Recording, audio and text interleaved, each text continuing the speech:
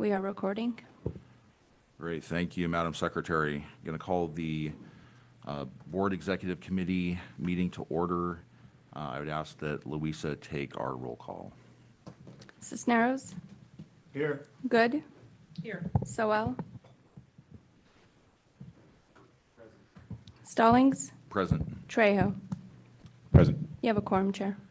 Thank you. Next on the agenda is a call for public comment. And before we begin public comment, I would like to remind everyone that under the Bagley-Keene Open Meeting Act, public comments must pertain to items that are on the agenda or be related to matters that are within the jurisdiction of this agency. Specifically, the Board Executive Committee is responsible for the effective functioning, maintenance, and development of the board, oversight of strategic and essential operational matters, including legislative relations and appointments to volunteer entities.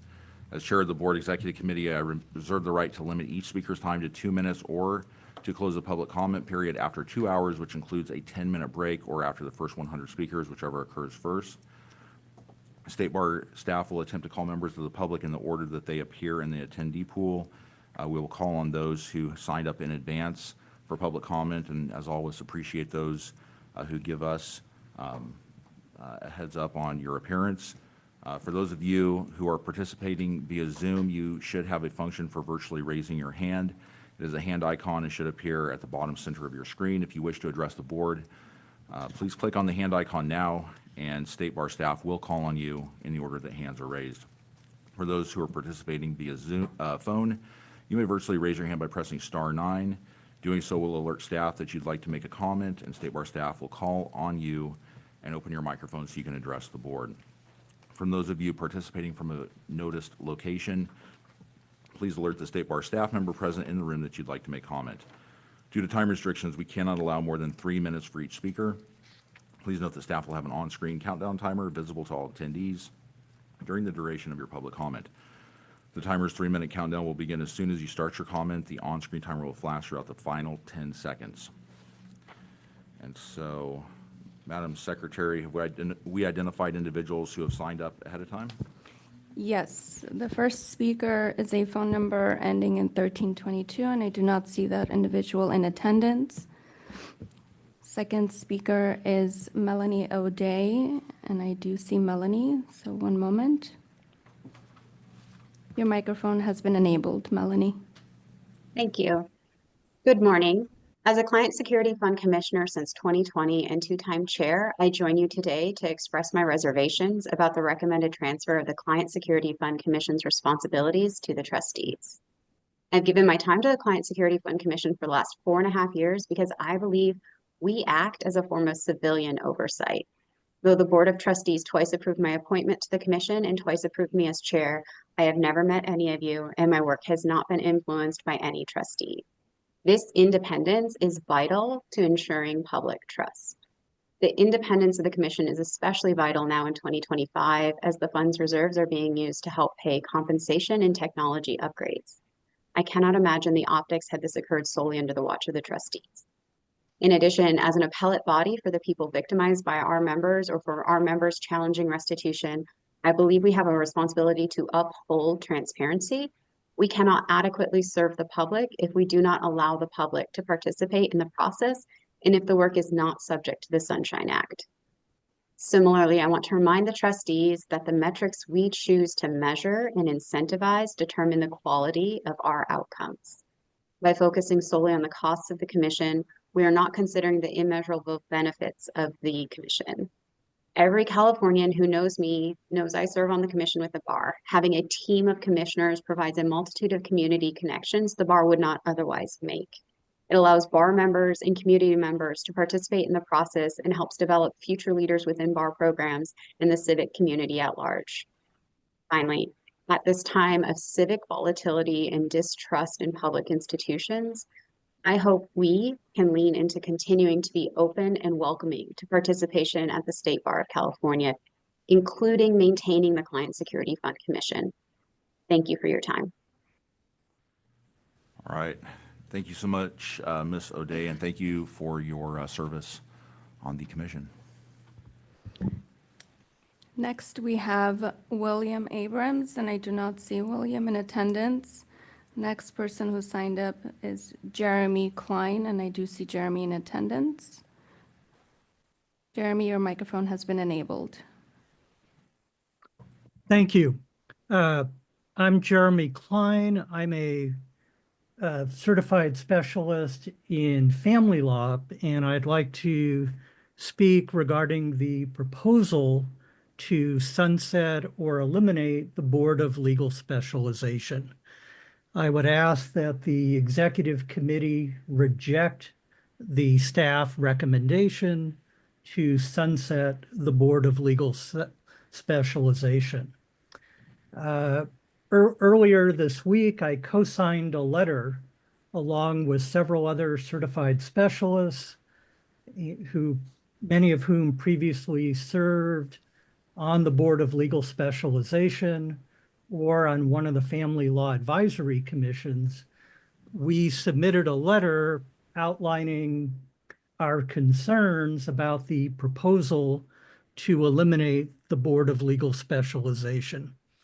I would point out that the legal specialization program, although it is not a statutory program, it is pursuant to the California Rules of Court 9.35. So this is not an entity that should be disregarded or eliminated without looking at the broader context. We're also very concerned that inadequate notice was given to the approximately 4,800 legal specialists. There has not been due process. At the January meeting of the Board of Legal Specialization, I appeared to give public comment, and I asked if notice could be given to all the legal specialists. 3 weeks later, last week on a Thursday evening, an email was sent out, but that email was not adequate notice in terms of the time and also did not tell the whole story. In the email that went out, it talks about the amount of time of staff savings, and I think altogether it added up to 96 hours of, maximum of 96 hours of staff time and 24 hours for the appointment staff and $6,000 of costs. That doesn't take into account that the legal specialization program brings in over $2 million. I would ask that the board reject the proposal or in the alternative, defer consideration until adequate notice can be given to all specialists, preserve the program. Thank you. All right, thank you so much for your comment. Next, please. Next, we have Kai M. on, and this is a pre-recorded public comment. So one moment.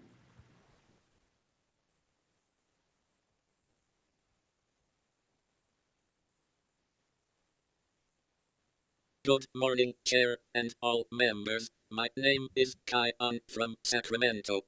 I talk about Sacramento DA office and police department provided me forgery investigation reports and fake defendant information for the driver that killed my father.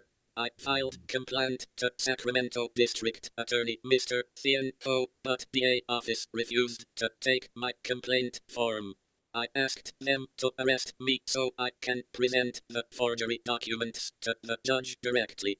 From February 2024, I have filed complaint to Office of Attorney General 5 times and to Sacramento Grand Jury 2 times, but still no investigation was conducted. The two agencies kept not responding to my inquiry. As of today, I still don't know who killed my father, Woon Kwang An. I also reported the issue about grand jury to Sacramento Superior Court presiding judge 2 times, but also no responding. I appeal State Bar of California can look into the issues and provide help. This kind of unfair situation should not be happened in California State Capitol. Please address the issue to Governor Mr. Newsom. I have no other source of help to get justice from the state. Political power is using fake information to interfere the judgment of many licensed attorneys in California state government, in Sacramento county government, and in Sacramento city government for my complaint. I filed complaint of some licensed attorneys who is working in those governments. They are Sacramento District Attorney, Attorney General, and Sacramento Superior Court Presiding Judge. Thanks. All right, thank you for your comment, and sorry to hear of your loss. Next commenter, please. Next, we have Jackson Stevens.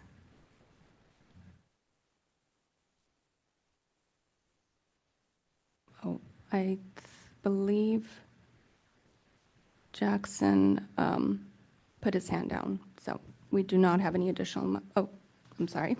There we go. Okay. Your microphone has been enabled.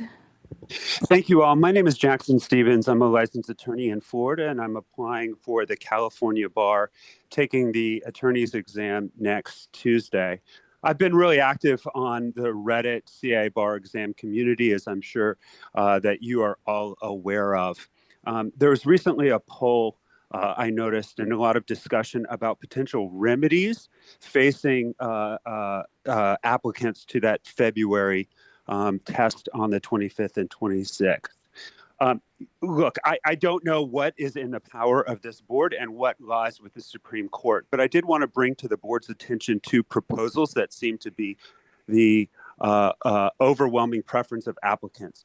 Those are, number one, publishing the essay topics in advance. As you are all aware, the July 2019 administration had essay topics leaked, and so the Board of Bar Examiners elected to publish those ahead of time in order to make things fair for everyone. The other option that has been floated is an additional 40 points added to the exam in order to compensate folks for the issues that they've had with the Measure Learning platform, with the Kaplan test questions, etc. Again, I don't know what is in the power of this board, but I hope you'll take that under consideration in your closed session later today. Thank you. All right, thank you for your comment. Yesterday, I directed staff to look at what is within the board's jurisdiction at this point and what we can address, and so there should be an update later on today. All right, any other public commenters? No, we do not have any additional members. All right, thank you. I will now close public comment session. Chair's report, item 1.1. I will, already talked quite a bit yesterday about the issues facing the state bar as far as the administration of the February bar exam. I look forward to later discussions today on how staff is meeting those very real needs expressed by bar exam takers. And as always, we remain open to hearing public comment and figuring out ways to offer a solution that makes the best out of the situation. Going on to item 2, this is item 2.1, approval of the November 14th, 2025 Board Executive Committee open session minutes. Just ask if there are any corrections or modifications to the open session minutes, and if not, can I ask for a motion and a second? I'll make the motion. All right, thank you. I'll second. All right, first by Trustee Good, second by Trustee Sewell. May I have a roll call vote? Cisneros, Aye. Good, Aye. Sewell, Aye. Trejo, Aye. Stallings. Aye. 5 ayes, 0 nays. Minutes are adopted. Thank you. Item 2.2, this is approval of the February 3rd, 2025 joint meeting of the Contracts Committee and Board Executive Committee open session minutes. Same question. Are there any members who wish to make any corrections or modifications to these open session minutes? And if not, may I have a motion and a second? I'll move the minutes. I'll second. All right, first by Trustee Sewell, second by Vice Chair Cisneros. May I have a roll call vote? Cisneros, Aye. Good, Abstain since I was not present for this meeting. Sowell, Aye. Trejo, Aye. Stallings. Aye. It's 4 ayes, 0 nays. Minutes are adopted. Thank you. Item 3.1 is within the purview of the business section of the agenda, and 3.1 is a discussion and approval of 5-year sunset review recommendations for the sub-entities. This item is being presented by our Board Secretary, Louisa Arpetian. Thank you. Good morning, committee members. As you may recall, in November, we presented the findings of the 5-year sunset review of non-statutory committees. This review was conducted to assess whether these sub-entities are necessary, whether they are operating efficiently, and where improvements can be made. Collectively, managing these sub-entities requires a significant workload. And while some are statutorily required and cannot be changed, we do have the ability to review and consider restructuring non-statutory committees to ensure they align with the State Bar's operational priorities. Today, I'll summarize the recommendations from that review, starting with the 2 committees recommended for sunset, the Client Security Fund Commission and the California Board of Legal Specialization, and then touch on the other 3.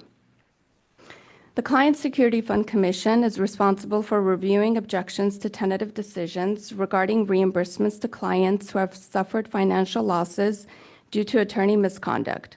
However, the review determined that the board is in a better position to oversee this work directly. The majority of the review process is already handled by staff, and the commission's role is limited to reviewing objections. Given these factors, the recommendation is to sunset the commission and transition its responsibilities to a 2-member board working group, similar to how attorney fee waiver requests are handled. And current, as you may have heard already, current and former commission members were notified of this recommendation in advance. For the California Board of Legal Specialization, I just want to be clear, the recommendation is not to sunset the certification program, but rather the board that oversees it.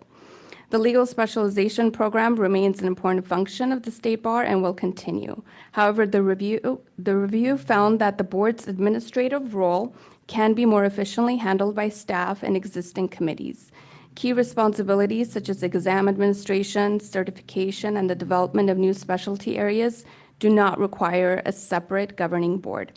The recommendation is to sunset the board and transition its functions accordingly.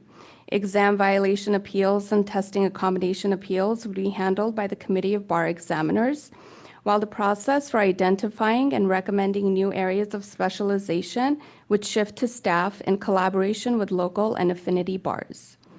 Outreach and program updates would be managed by the Office of Strategic Communications and State Bar staff. All certified legal specialists were informed of this recommendation ahead of today's meeting. And now to the remaining 3 committees. For the Committee of State Bar Accredited and Registered Schools, the review determined that the committee continues to provide a valuable advisory function related to accreditation and regulatory matters. However, operational improvements were recommended, including broadening the definition of accreditation experts to improve recruitment, shortening member terms to increase engagement, and aligning its schedule with that of the Committee of Bar Examiners to improve coordination. Our recommendation is to retain this committee with these modifications. For the Council on Access and Fairness, the review reaffirmed that its role in advancing diversity and equity and inclusion in the legal profession remains important. While some of its work could be handled by staff, the Council serves a unique function in amplifying external voices that cannot be replaced. Therefore, the recommendation is to retain the Council in its current form while ensuring efficiency in areas that overlap with other State Bar initiatives. For the Committee on Professional Responsibility and Conduct, which provides ethics guidance and advisory opinions, the review concluded that its specialized expertise is essential and cannot be fully replaced by staff. However, there are opportunities to improve workflow. The recommendation is to allow the committee to issue short-form guidance without requiring board approval, increase staff support for drafting, rescind the restriction on addressing unauthorized practice of law issues, and require the committee to develop annual work plans for board approval. Our recommendation is to retain this committee with these modifications. So just to summarize, our recommendation is to sunset the Client Security Fund Commission and the California Board of Legal Specialization, shifting their responsibilities to board and staff while retaining the Committee on State Bar Accredited and Registered Schools, Council on Access and Fairness, and Committee of Professional Responsibility and Conduct with modifications to improve efficiency. The Executive Committee is asked to vote on these recommendations today. However, the board is not taking action at this time. This will be presented as an informational item, allowing board members to review and familiarize themselves with the recommendations before any formal implementation begins. Thank you, and happy to take any questions. All right, thank you. Any questions or comments? I have a couple questions. I do appreciate the thoroughness of the sunset review process and all the information that's been presented in the item itself. Just two quick questions. One is staff is now being asked to absorb a lot more of the functions or the functions of the two committees that we're talking about disbanding. And in light of what we are also being asked to do from a staffing standpoint in terms of reduction in force, I just want to make sure that we feel like we're going to be able to absorb those functions and perform those functions in an efficient manner. You haven't touched on that? Yeah. Okay. Sure, I'll try. I think with respect to the Client Security Fund Commission, this is a transfer of workload primarily to members of the board rather than staff. Staff have been performing the majority of that work for some time, other than this appeals process. With respect to the Board of Legal Specialization, there is some transition to staff. There's some to the Committee of Bar Examiners, certainly with respect to test administration. This makes sense because it's what the Committee of Bar Examiners does for the broader bar exam. So that is not additional staff workload. And I have shared that and gotten feedback from the chair of the Committee of Bar Examiners on that recommendation, which makes sense to him as well. But there would be additional staff workload, primarily, I believe, in the Office of Strategic Communications, as well as some programmatic staff. And I do not think that this will be difficult for us to absorb. There's some economies of scale there when you think about this as one of many programs that our Office of Strategic Communications would be communicating about. I think we will get better results by formalizing the communication strategy on the board around legal specialization rather than the board. There will be some work involved in outreaching to stakeholder communities to try to identify new specialties. I think this is really important. As the report indicates, we've had one new specialty in, I believe, 18 years. That's privacy. I think that's really important. But the mandate that came out of the Governance in the Public Interest Task Force review that generated this sunset review was that we would be looking for specialties that increase access to justice or tie to our access to justice goals. We really haven't done that. So I think we do need to spend a little bit more staff time to try to achieve that goal. But I think it's entirely manageable for us. Okay.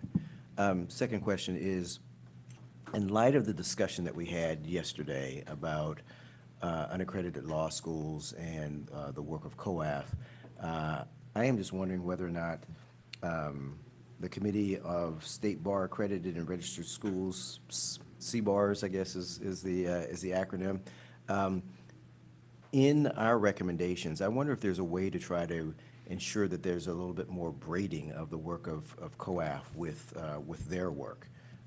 As we sort of modify, the work of CBARS. I think the recommendation coming out of the discussion that we had yesterday is that staff was going to take a look at a lot of this, but that would be one of my sort of thoughts or suggestions as to whether or not maybe there's some overlap in membership between the two, or some additional functions that are just sort of charges that are tasked to either one or both of those committees. Staff, did you want to respond to any of that? I think Trustee Good. Okay, Trustee Good? Yes, Trustee Sowell, when I was a member of COAF, I served as a liaison to CS bars with Judge Rosie on various issues that kind of overlap. So from my perspective, I think the two already do kind of overlap. And for example, the presentation that we got yesterday was brought to COAF. So I feel as if there's already a pretty good structure in place for that kind of communication. I would not favor having people who serve on CS bars serve on COAF. I think they're two very distinct interests, and I think the folks that the Board of Trustees have put on COAF are appropriate to kind of oversee access and inclusion sort of generally and advise us on some of those matters. So just wanted to give you my kind of perspective on it. Appreciate that and appreciate the perspective that you bring from an experience standpoint. I think the only other sort of thought that I had, just want to make sure that when our vote on this is a vote to move this to the full board, but given in light of some of the public comments that we just received, it does give folks that may be representatives of those particular bodies additional time to either bring us, new information, make more of a case as to why it is they feel like the bodies that we're talking about disbanding should remain in effect. I just want to make sure that that's accurate. Okay. So we'll make sure that it's pulled off the consent then for the full board. Well, it's not on the board agenda for action. Yeah. So it was intentionally designed to have the Board Executive Committee take action, move it to the board so that the board can review and begin to be informed about the issues, but not be asked to take action until May. Okay. Right. Yeah. Okay, thank you. And I think that kind of goes hand in hand with one of my questions about the sort of notice and engagement between bar staff and then, let's say, individual legal specialists. Was there a targeted email sent out to certified specialists? Yes, we did send a targeted email to all certified legal specialists. I know that it was received, and I personally did not hear from any of the specialists themselves, but we did hear from public comment that they have received it. Okay. And then- also for current and former CSF members as well. Okay. And so then, having this on the May agenda will give those individuals more of a chance, if they somehow missed it. I know we are inundated with a lot of emails, but certainly we welcome the engagement of certified specialists. Personally, I view us aligning the work of the board and the work of some of these commissions and the efficiencies that it creates as something very, very beneficial. And I think it really has the opportunity to expand the Board of Legal Specialization. One of the things when Leah and I went on our tour of California bar associations last year, we heard a lot of people talk about the Board of Legal Specialization, their desire to increase the amount of topics. And so I think having more board input and impact on that, and getting the Committee of Bar Examiners involved, getting affinity bar associations involved in a more collaborative process, I think is going to be beneficial to the program. All right, any other questions or comments? Yes, Trustee Good. Just one comment. I just wanted to emphasize that by the suggestion of getting rid of these two entities does not reflect in any way a judgment that those two entities did a poor job, didn't take it seriously, weren't valuable. I think we all agree and thank everybody who served on those entities for the hard work that they did, a valuable service that they did, that this is just part of slimming down the bar's operations so that we can live within our means and reduce inefficiencies and proceed in a more efficient way. So I thought that was just worth emphasizing. Thanks. Yes, well said. Any other questions or comments? And if not, may I have a motion?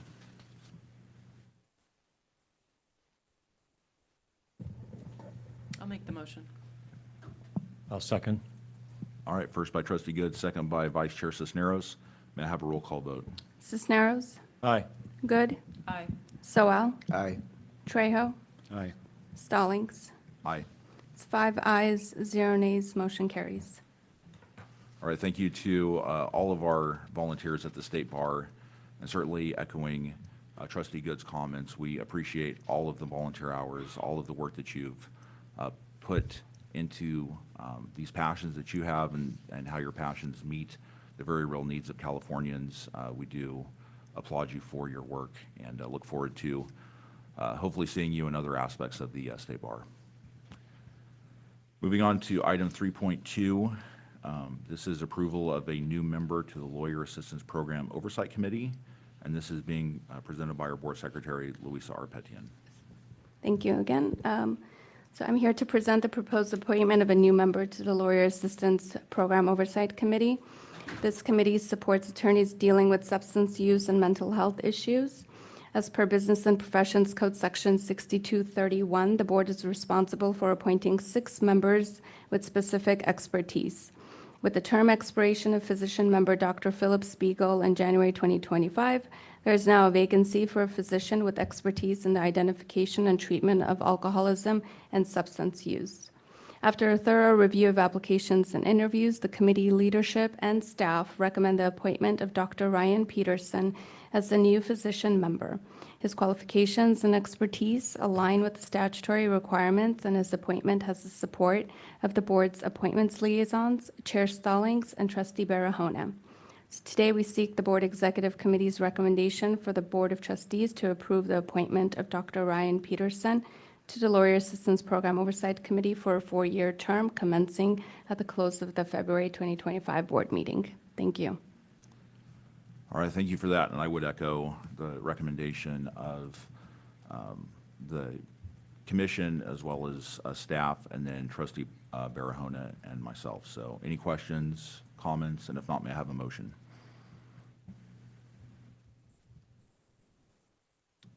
I'll move the recommendation. I'll second.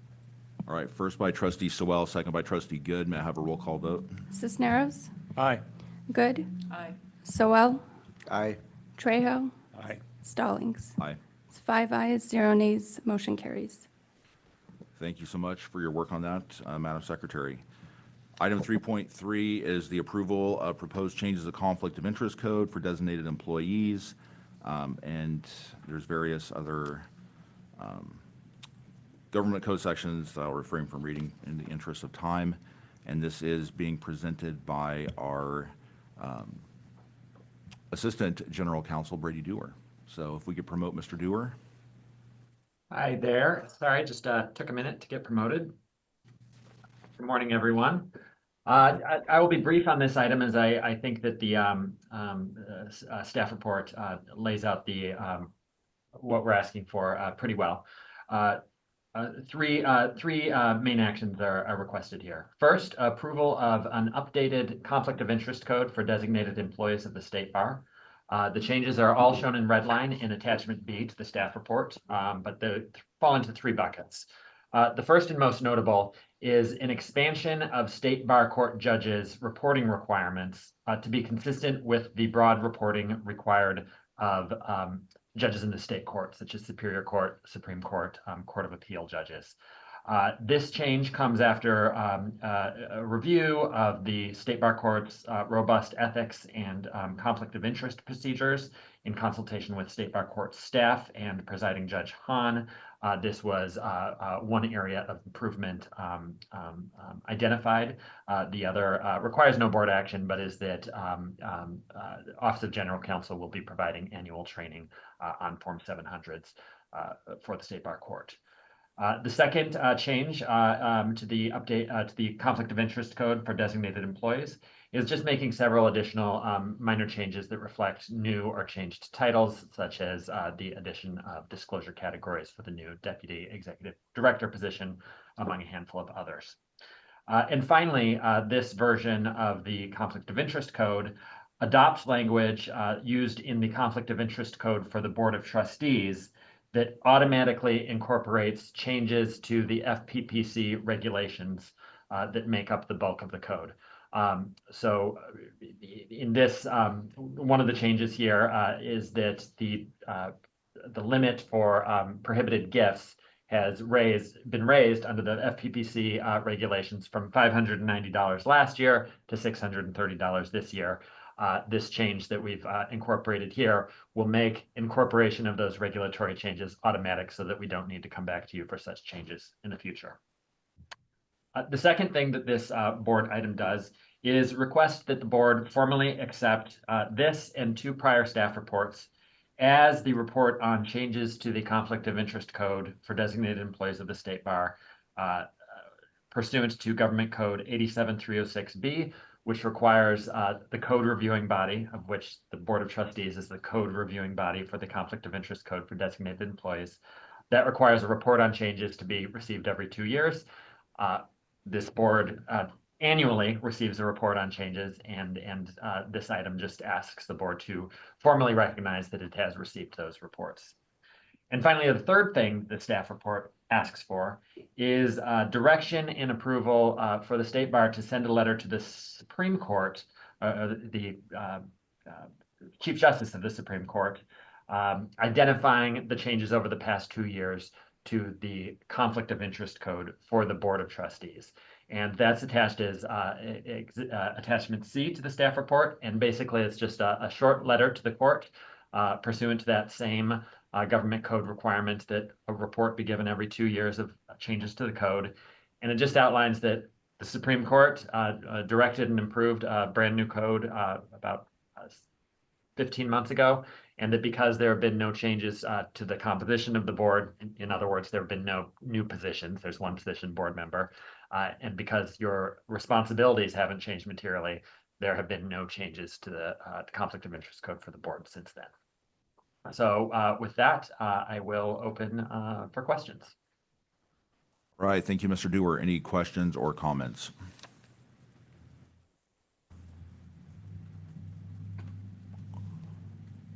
Just make a brief comment. Thank you for your continued work and refinement in this area. I think it reflects our attitude of transparency and disclosure. Unless there's any other comments or questions, may I have a motion and a second? I'll make the motion. Thank you.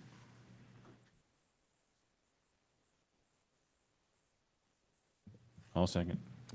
All right, first by Trustee Good, second by Trustee Trejo. May I have a roll call vote? Cisneros, Aye. Good, Aye. Sowell, Aye. Trejo, Aye. Stallings. Aye.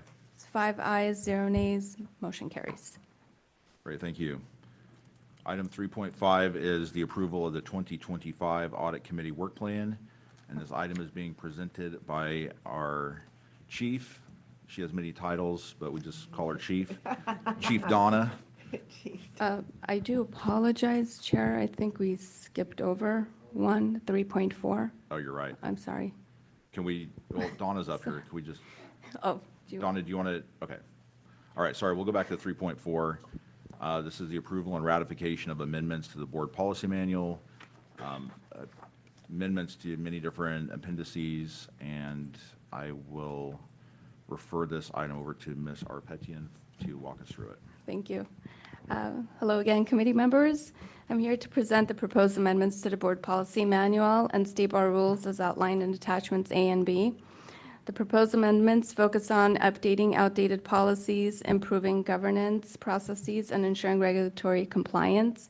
As a reminder, at its November meeting, the board approved the reduction in the number of annual board meetings from 6 to 4, beginning in 2025, to improve efficiency, which is reflected in Section 3.3 of the Board Policy Manual.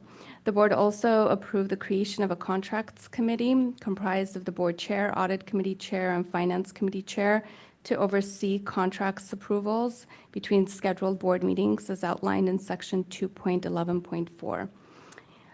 Additionally, in alignment with Senate Bill 40, Section 2.4 has been updated to reflect changes that mandate the appointments of the executive director and general counsel are subject to confirmation by the state Senate for all appointments made on or before or after, January 1, 2024. Similarly, Section 2.7 incorporates SB 40's provision extending the terms of the chair and vice chair from 1 year to up to 2 years.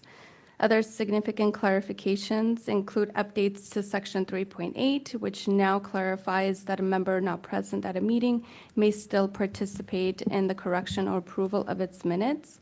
Section 5.2.5 has been amended to include the Contracts Committee as an authorized body to approve contracts between board meetings and allows for joint meetings between the Contracts Committee and Executive Committee when necessary. Additionally, a budget amendment was presented by the Chief Financial Officer to the Finance Committee in November. The proposed revision in Section 5.2.1 increases the threshold for line item variances from $100,000 to $200,000 and establishes a threshold of $100,000 for all transfers between funds and increases in budgeted expenditures. Several amendments have been made to the State Bar rules to update references, improve clarity, and conform to prior board action. Title III, Division 5, Chapter 2 has been revised to reflect previously approved changes regarding Legal Services Trust Fund grantees deadlines and financial reporting requirements. Appendix B has been amended to remove outdated references to a February 1 license fee deadline and align it with the April 1 due date. The board is also asked to approve the repeal of obsolete provisions in Title VI, including those related to membership meetings, officer responsibilities, office locations, and referendum procedures, which are no longer relevant following the 2018 restructuring of the State Bar. Lastly, Rule 5.441 has been updated to replace the fixed reinstatement petition fee amount with a reference to the schedule of charges and deadlines, ensuring automatic adjustments in accordance with the Consumer Price Index. Additionally, a new section 8.4, compliance with State Bar's record retention policy, has been added to establish record retention compliance requirements for board members and subentities. However, this section will be excluded from today's vote and will be brought back for consideration at a later meeting after the board has been fully informed. So today, we seek the Board Executive Committee's approval of these amendments and recommend ratification by the Board of Trustees. Additionally, we request approval to circulate rule amendments for a 45-day public comment period. I just wanted to clarify the reason that the records retention section is being stricken is that it was brought to our attention, rightfully so, that the board has not been provided with the updated records retention policy or schedules. So it's difficult to ask you to comply with something that you haven't seen. So I just wanted to clarify that. All right. With that, any questions or comments? And seeing none, may I have a motion and a second? And the amended resolution is Okay. presented. I'll make the motion. Thank you. I'll second. Thank you. First by Trustee Good, second by Trustee Trejo. May I have a roll call vote? Cisneros? Aye. Good? Aye. Soel? Aye. Trejo? Aye. Stallings? Aye. It's 5 ayes, 0 nays, motion carries. Thank you for all of that. All right, back to 3.5. Chief Donna Hershkowitz, take us away.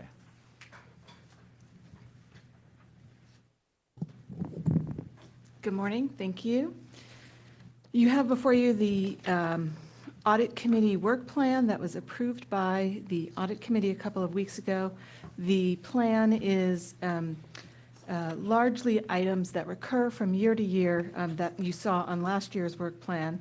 The primary difference between last year's work plan and this year's is we've added some more specific touch points during the processes of conducting some of the audits in particular, where the Audit Committee, either as a committee or through the chair, would clearly, as delineated here, be involved in things like selection of the vendors for the audit and determination or assisting with with establishing what the scope is and reviewing the RFP. So there are greater touch points that are spelled out here. The audit committee approved this work plan and also directed staff to come back to the audit committee at their next meeting, which is going to be in May, to add an item to the plan that deals with the issue of organizations that are acting as lawyer referral services, but that have not been certified by the state bar. They would like for there to be a review of those entities, figuring out sort of how many they are and plans for addressing that. And so that will be added to the work plan when we'll bring it back to the audit committee in May. And so I imagine we'll be bringing it back to you after that. Great, thank you. Any questions? And if no questions or comments, may I have a motion and a second?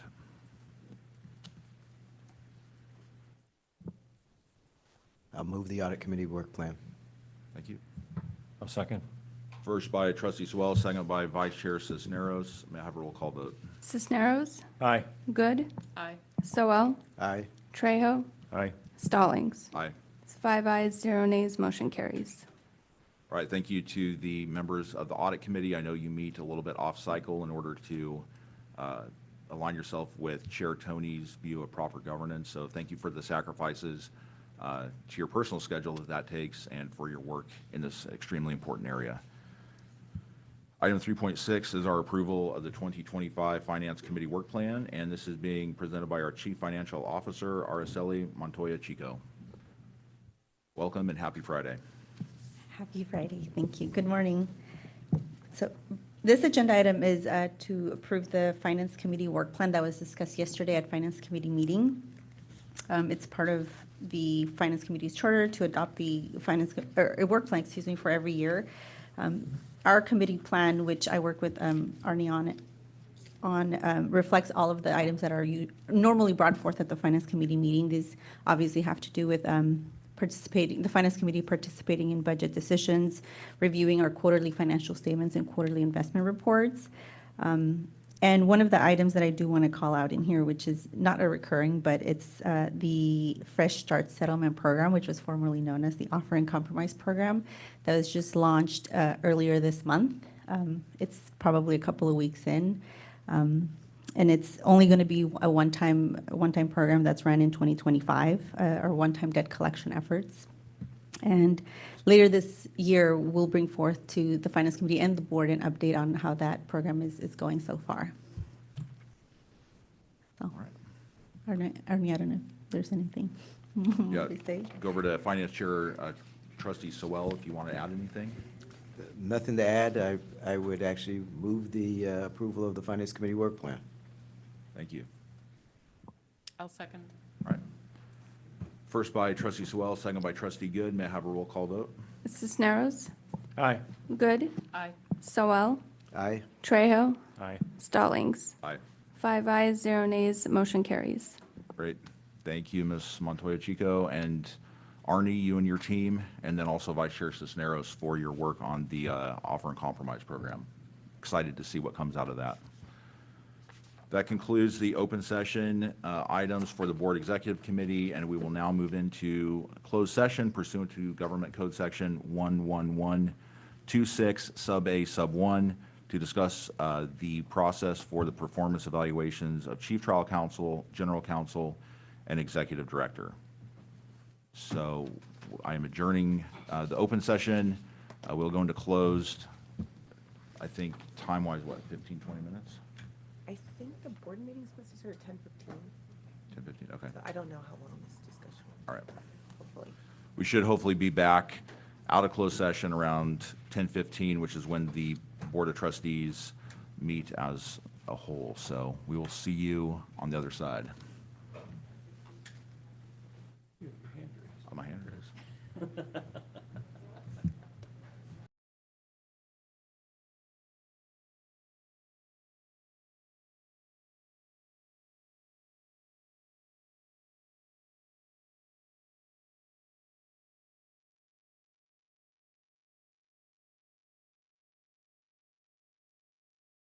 Okay, thank you. We are coming out of closed session of the executive committee meeting, and there are no actions to report on. We'll next go into the full Board of Trustees meeting. This is our Friday agenda, and we're waiting for a couple of people to come back into the room, so stay tuned.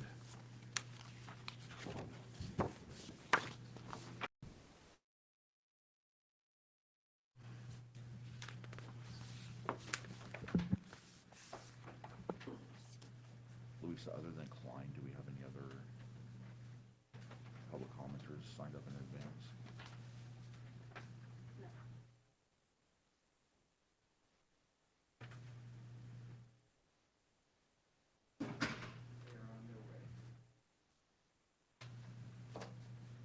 Thanks, Arnie.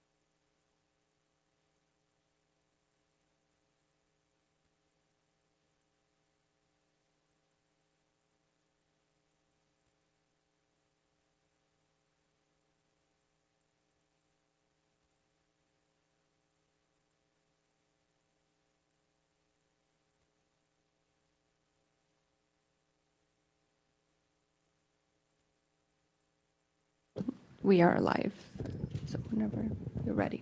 Okay, excellent. If we could get those screens perhaps turned on. All right. We are back in open session on the Friday, February 21st, full Board of Trustees agenda. I want to call this meeting to order and remind everybody that it is being recorded. Can I ask our Board Secretary to take roll call? Barahona? Present? Oh, thank you.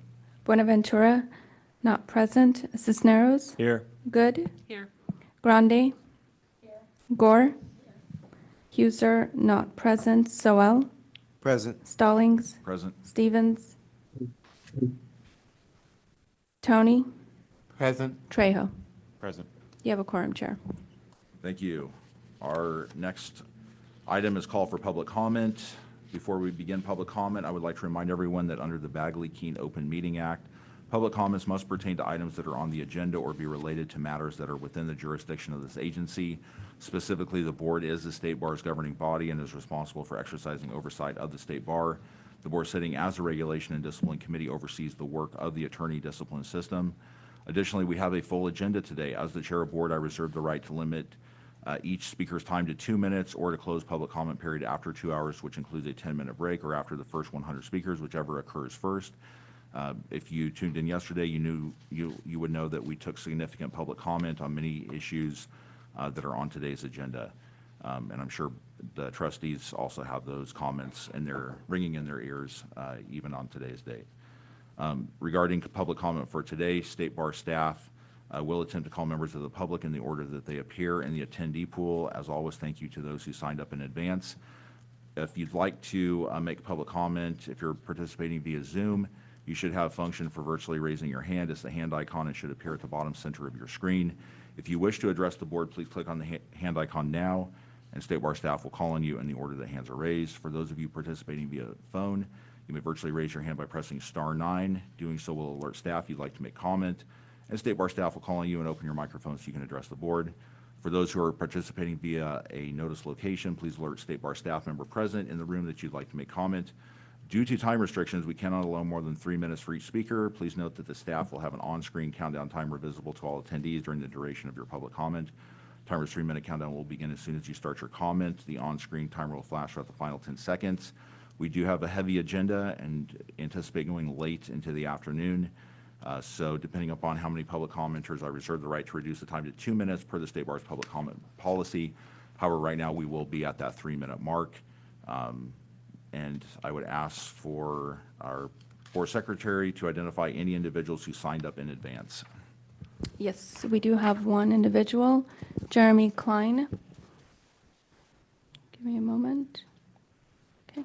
Your microphone has been enabled. Good morning. Good morning.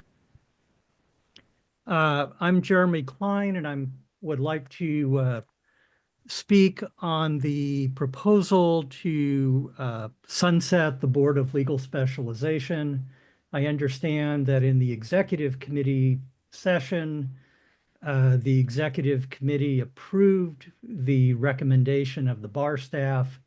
I would ask that the full Board of Trustees reconsider and reject that recommendation and not approve the proposal to sunset the Board of Legal Specialization, or in the alternative, that the board not take action on that so that the board can solicit more public comment from the approximately 4,800 legal specialists out there. As I think was brought up briefly in the Executive Committee session, the Board of Legal Specialization performs an important function, and the specialization program needs more involvement from legal specialists, not less. Since the board was downside and the advisory commissions were eliminated, it seems like the program is slowly withering. As the bar staff noted, the number of specialists has declined 8%. And I think part of that is just the lack of involvement from actual specialists. As it was the case with some of the other boards, you need the expertise of the people involved. The State Bar staff do a wonderful job, but you need actual attorneys, actual legal specialists involved in the program. And I think the legal specialization program, it promotes better education for lawyers, more knowledge, and that serves the State Bar public protection function.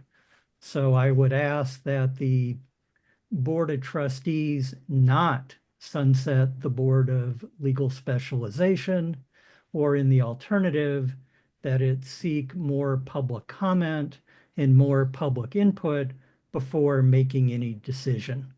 Thank you for your consideration. All right, thank you, Mr. Klein, for your comments today and for your work in this space. I would just note for the trustees who sit on the full board that there was a discussion this morning on the Executive Committee agenda regarding this issue. It was informational. It was passed on to the full board as an informational only item, item 3.11. It will be coming back to the full board in May. During that time period, there will be additional attempts to solicit public comment and additional opportunities for individuals who are legal specialists to make their opinions known. I would note that staff did send out a targeted email to our licensees who are certified specialists, and so further attempts will be made to get their input on this issue. All right, go to our next commenter. Next, we have Leroy Jenkins. Your microphone has been enabled. Yes, hello. Can you hear me? Yes.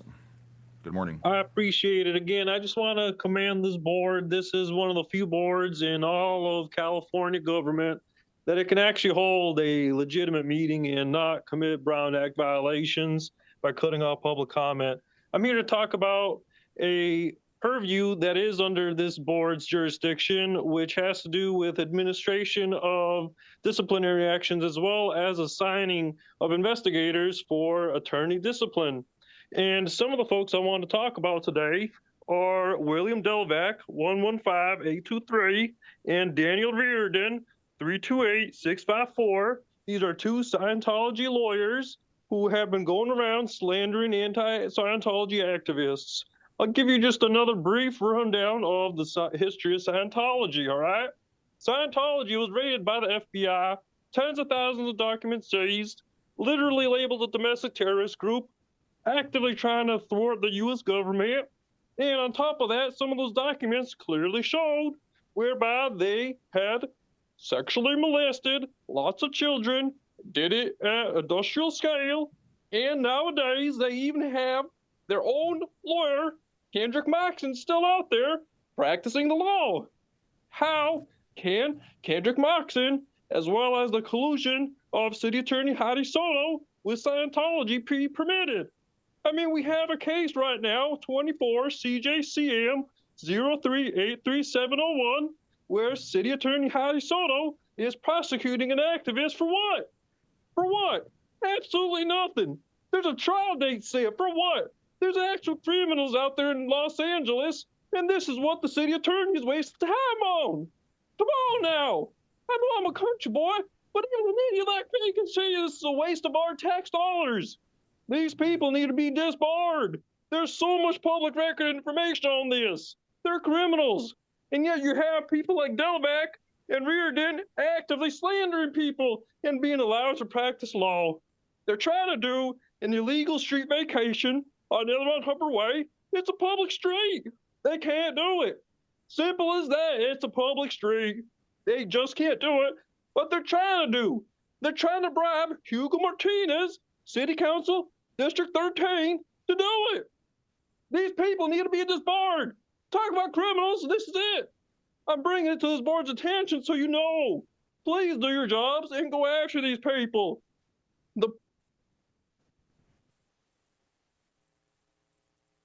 Thank you.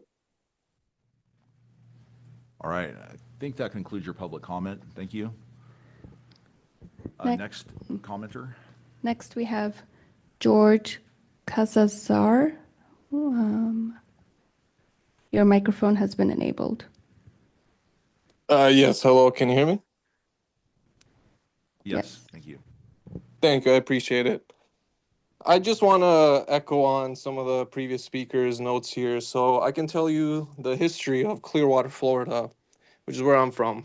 And Clearwater, Florida, and how it relates to this board. Similar tasks, you have Scientology lawyers trying to go ahead and illegally evacuate public streets. In the case of California, it's L1 Hubbard Way over at the 4810 West Sunset Boulevard building, also known as the Blue Building Compound. Not only that, they also run a real estate racket whereby essentially what they do... Sir, I'm going to interrupt you, and I'm going to ask that you focus your comment on items that are on the agenda or relate to matters that are within the Board of Trustees sitting as the full board and Regulation and Discipline Committee's jurisdiction. Yep, so it is related, board member, and I say that because the two lawyers mentioned before, Delvac and Reardon. They are the two lawyers hired by Scientology that are not only slandering activists, outright calling them assaulters and criminals, which they're not. And in fact, you want to take a look at active cases whereby Scientologists have actually assaulted activists. One of those guys was a dentist. I mean, this guy walked up to an activist and straight up punched him right then and there in broad daylight. And they were arrested for it. So you want to talk about criminals, that's Scientology, but these two lawyers are trying to unlawfully vacate a public street. They can't do that. They can't. It's actively used by the public. There's a member of the public that live on that street, and they're trying to literally bribe their way through Hugo Soto Martinez, CD13, all right? They're trying to bribe their way so they can illegally vacate that street and make sure that no members of the public go there. Why? I'll tell you why. Because there was literally an incident where two children escaped from that blue building compound. It's a slave compound. The cops were called. About a dozen activists filmed the whole thing. They filmed those two little girls, couldn't have been more than 12 years old, running for their lives. They were screaming and terrified, crying. A whole fleet of LAPD showed up. And in their own words, they said they were trying to get away. There's literal human trafficking happening at that building. That's why they want to vacate that street. These two lawyers need to be disbarred. They're trying to violate the law. They can't do it. And on top of that, I've mentioned before, okay, there's LAMC code, because I know this board will listen to law. Of all the things you listen to, you listen to law. Expressly states you need permits to place anything on the public right of way, which they don't. They repeatedly unlawfully block the public right of way. And that case I was mentioned is actually over an activist removing the litter that Scientology placed on the public right of way to clear it out. And guess what Heidi did? City attorney of LA, she prosecuted him. For what? There was a woman who was wheelchair bound who was stuck because of that blockade. That's a ADA violation of itself. I appreciate it. All right, thank you. And I would just note that we are not a law enforcement agency. If there's any ongoing criminal activity, to report that to the appropriate authorities. Next commenter. Next, we have Sophia. Hi, can you hear me? Yes, we can. Good morning. Thank you. Good morning. I have a comment and request on behalf of the February 2025 bar examiners, more specifically the remote applicants. There is a 60-minute time limit for remote applicants to start their exam and or connect to a proctor. Otherwise, the session will end and the exam will not be available for us to take and or start. This rule comes from an email sent out by the California State Bar last week. However, 2 days ago, as you might be aware, we got an email from ProctorU, the company that is providing us with proctors for the remote test takers, stating that they basically don't have the capacity to have enough proctors for us to start the exam on time. And if we are not willing to change our start time, that there will be a minimum of a 40-minute wait. The 40-minute wait is just to connect to a proctor. This is not taking into account the ID check, room check, software check, start the exam, etc. So this means that we will likely reach at least a 60-minute time limit. Our request is to remove this 60-minute time limit completely, and or in the alternative, extend it to a minimum of 2 hours. The remote applicants should not bear the burden of not even being able to start the exam after studying for months and therefore not pass simply because we cannot connect to a proctor, especially after we are being put on notice by the company ProctorU themselves that they don't have the capacity to have enough proctors to start our exam. Please make sure that we get a chance to even start and attempt the exam after studying for months while there is still limited time to act now. Thank you very much. All right, thank you for your comment. Next commenter. Next, we have Will Abrams. Your microphone has been enabled. Thank you, trustees. My name is Will Abrams. I am a wildfire survivor from the 2017 PG&E Tubbs fire, and I wanted to call in today to bring to your attention issues associated with the practice of law related to wildfire survivors. As we know, across our state, we've experienced a rash of wildfires, some of which are caused by our utility and our investor-owned utilities. I am concerned, while there are many honest attorneys working in ethical ways to support wildfire survivors and support our state with these growing challenges, there are certain attorneys who are coming into the state to look at these disasters as opportunities to profit. Some of these attorneys have readily admitted that they have received monies from PG&E institutional investors and others to sway and drive decisions in ways that are not helpful to their clients.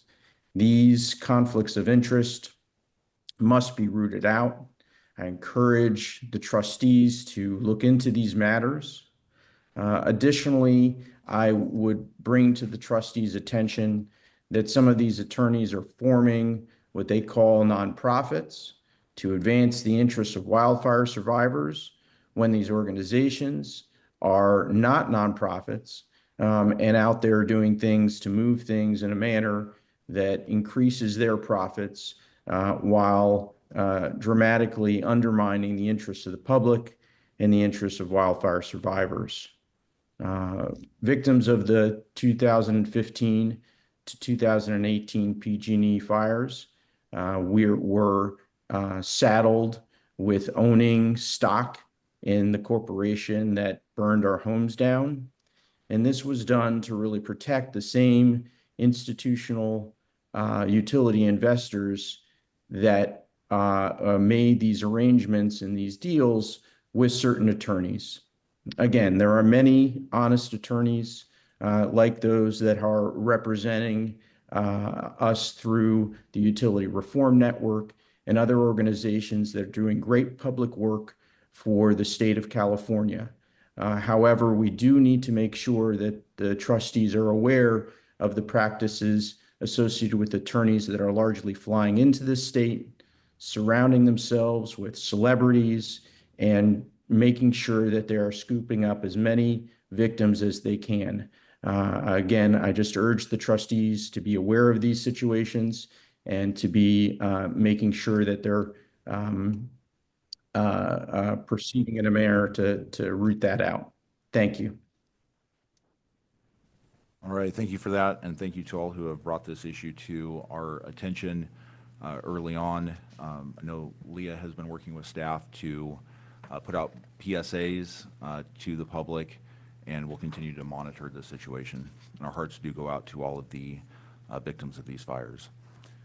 Next commenter, please. Next, we have Jean Strout. Your microphone has been enabled. Hello, can you hear me? Yes. Yes, good morning. Good morning. My name is Jean Strout. I'll be commenting on closed session item 2.1 about the bar exam administration.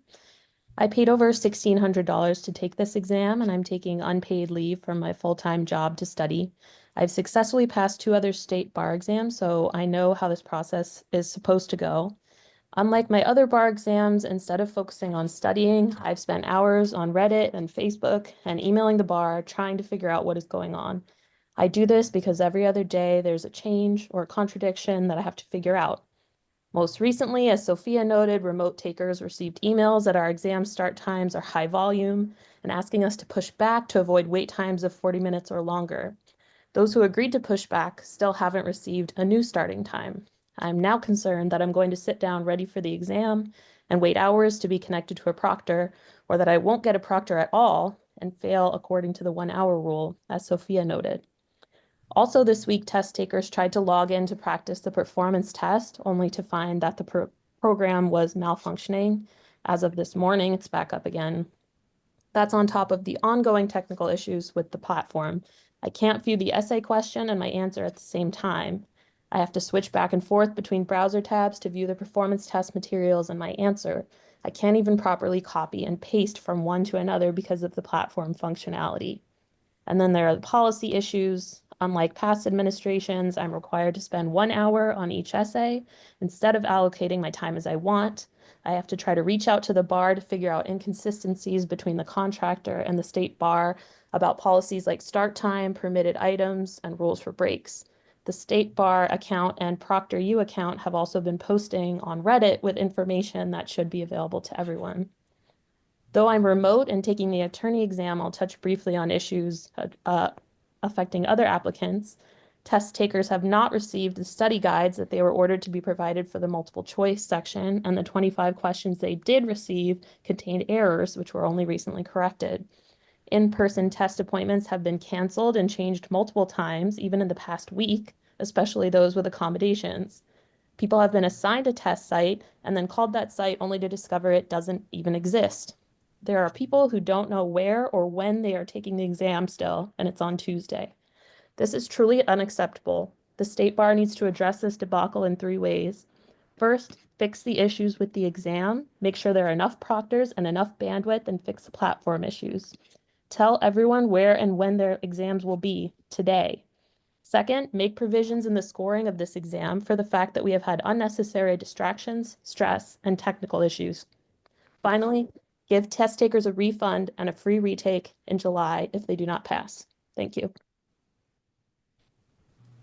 All right, thank you. The board continues to take seriously these reports and continue to monitor this. I do know that staff is working literally around the clock to respond to these requests, so we continue to do our best and apologize for the inconvenience. Next commenter. Next, we have Carol Peters. Your microphone has been enabled. Thank you. I submitted my comments by a detailed letter that was received, and I submitted my comments in support of not sunsetting the specialization. I think it's extremely important that it not be sunsetted. So I appreciate hearing that there will be another meeting in May about that issue. Thank you very much. Thank you for your comment. Next commenter. Next, we have Chris. Your microphone has been enabled. Hi, my name is Chris Coombs. I am taking the bar exam, and so on behalf of the 2024 bar takers, I wanted to, or the February 2025 bar takers, I wanted to have a list of issues and questions that do need pretty immediate answers. In no particular order of importance. First, there has been a lot of inconsistency about the items that are allowed in the various different test centers. Everything from whether we can have sweatshirts or if there will be temperature control to medication. So we need to get clarity on that. Second, there has been a lot of inconsistent proctoring rules in terms of what you need or are allowed to have in your room. Some people have rented rooms, then they cannot remove things like furniture if they're fixtures in a hotel. So we do need clarity on that. Third, as you all know, a good chunk of taking the exam is strategy for taking the exam, and a lot of that has been ripped away from us, including, as others have mentioned, timing on essays, timing on taking the multiple choice, can't even say MBE anymore, section, bathroom breaks, and things like that. Please provide clarity. We need a better way for the performance test. One suggestion could be just a blanket increase in additional time so that we can scroll back and forth and can't use Windows and deal with broken copy paste functions. Fifth, we all know that pass rates are pretty much set by the bar. And so we want to know how that's going to be happening given all of these interruptions, as well as transparency and the impact of any additional points that are given for those who were able to take the experimental exam in the past. Six, we know there's usually like an experimental question policy. However, given that the entire exam is experimental this time around, one suggestion for that would be to allow us test takers to have even their quote unquote experimental 25 questions count if it would increase their score. 7, as others have mentioned, this question bank from Kaplan as well as essay lists. It is currently quite classist that they're behind a essentially a paywall and that everyone cannot get access to them or cannot afford to. Eighth, we need to know what kinds of reimbursements or remedies there will be for those who have had to change their travel plans multiple times. Some people have, like I said earlier, rented rooms, and now the late start times are going to impact that. Receipts for increased medication. I know I personally have had to double my anxiety meds. Others have a lot of physical issues as well. In that line, ninth, being able to get accommodation. So what medicine is going to be allowed inside.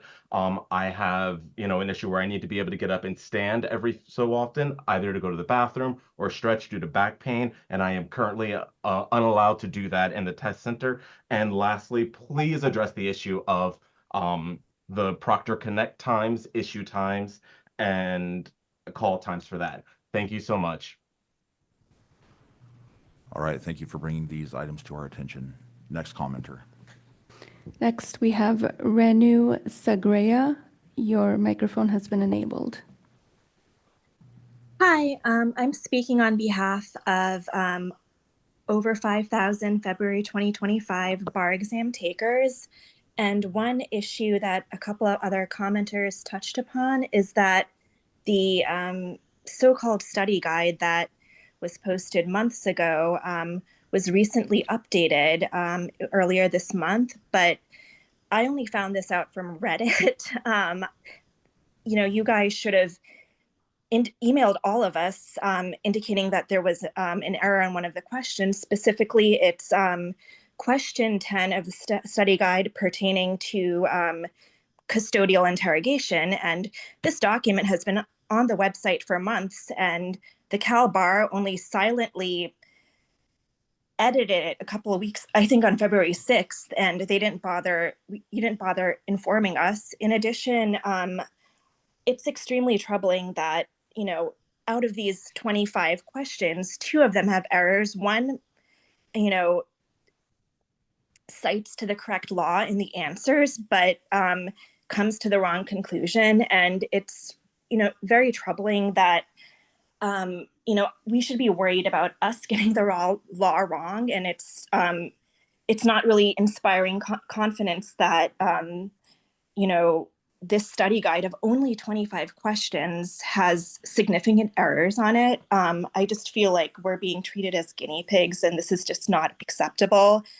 How are we supposed to have faith that the 200 questions on the bar are actually going to be fair and based on the law and validated? Again, like other commentators have mentioned, we were promised a full study guide, and this, packet of 25 questions is nowhere near sufficient. And more importantly, it contains significant errors. I implore you to, I'm sorry, I haven't really prepared this that well, but I implore you to either, offer us some leniency in grading, or, allow us to take this exam for free, or give us a free retake in July if we fail, because it's really, really unacceptable that this document was revised on February 6th, and it was only revised after somebody on Reddit pointed out that there was a blatant error on the question. It cited the correct law, Rhode Island versus Innis, but came to the wrong conclusion. So yeah, thank you so much for allowing me to speak. All right, thank you. Next commenter. Next, we have a phone number ending in 3335. Your microphone has been enabled.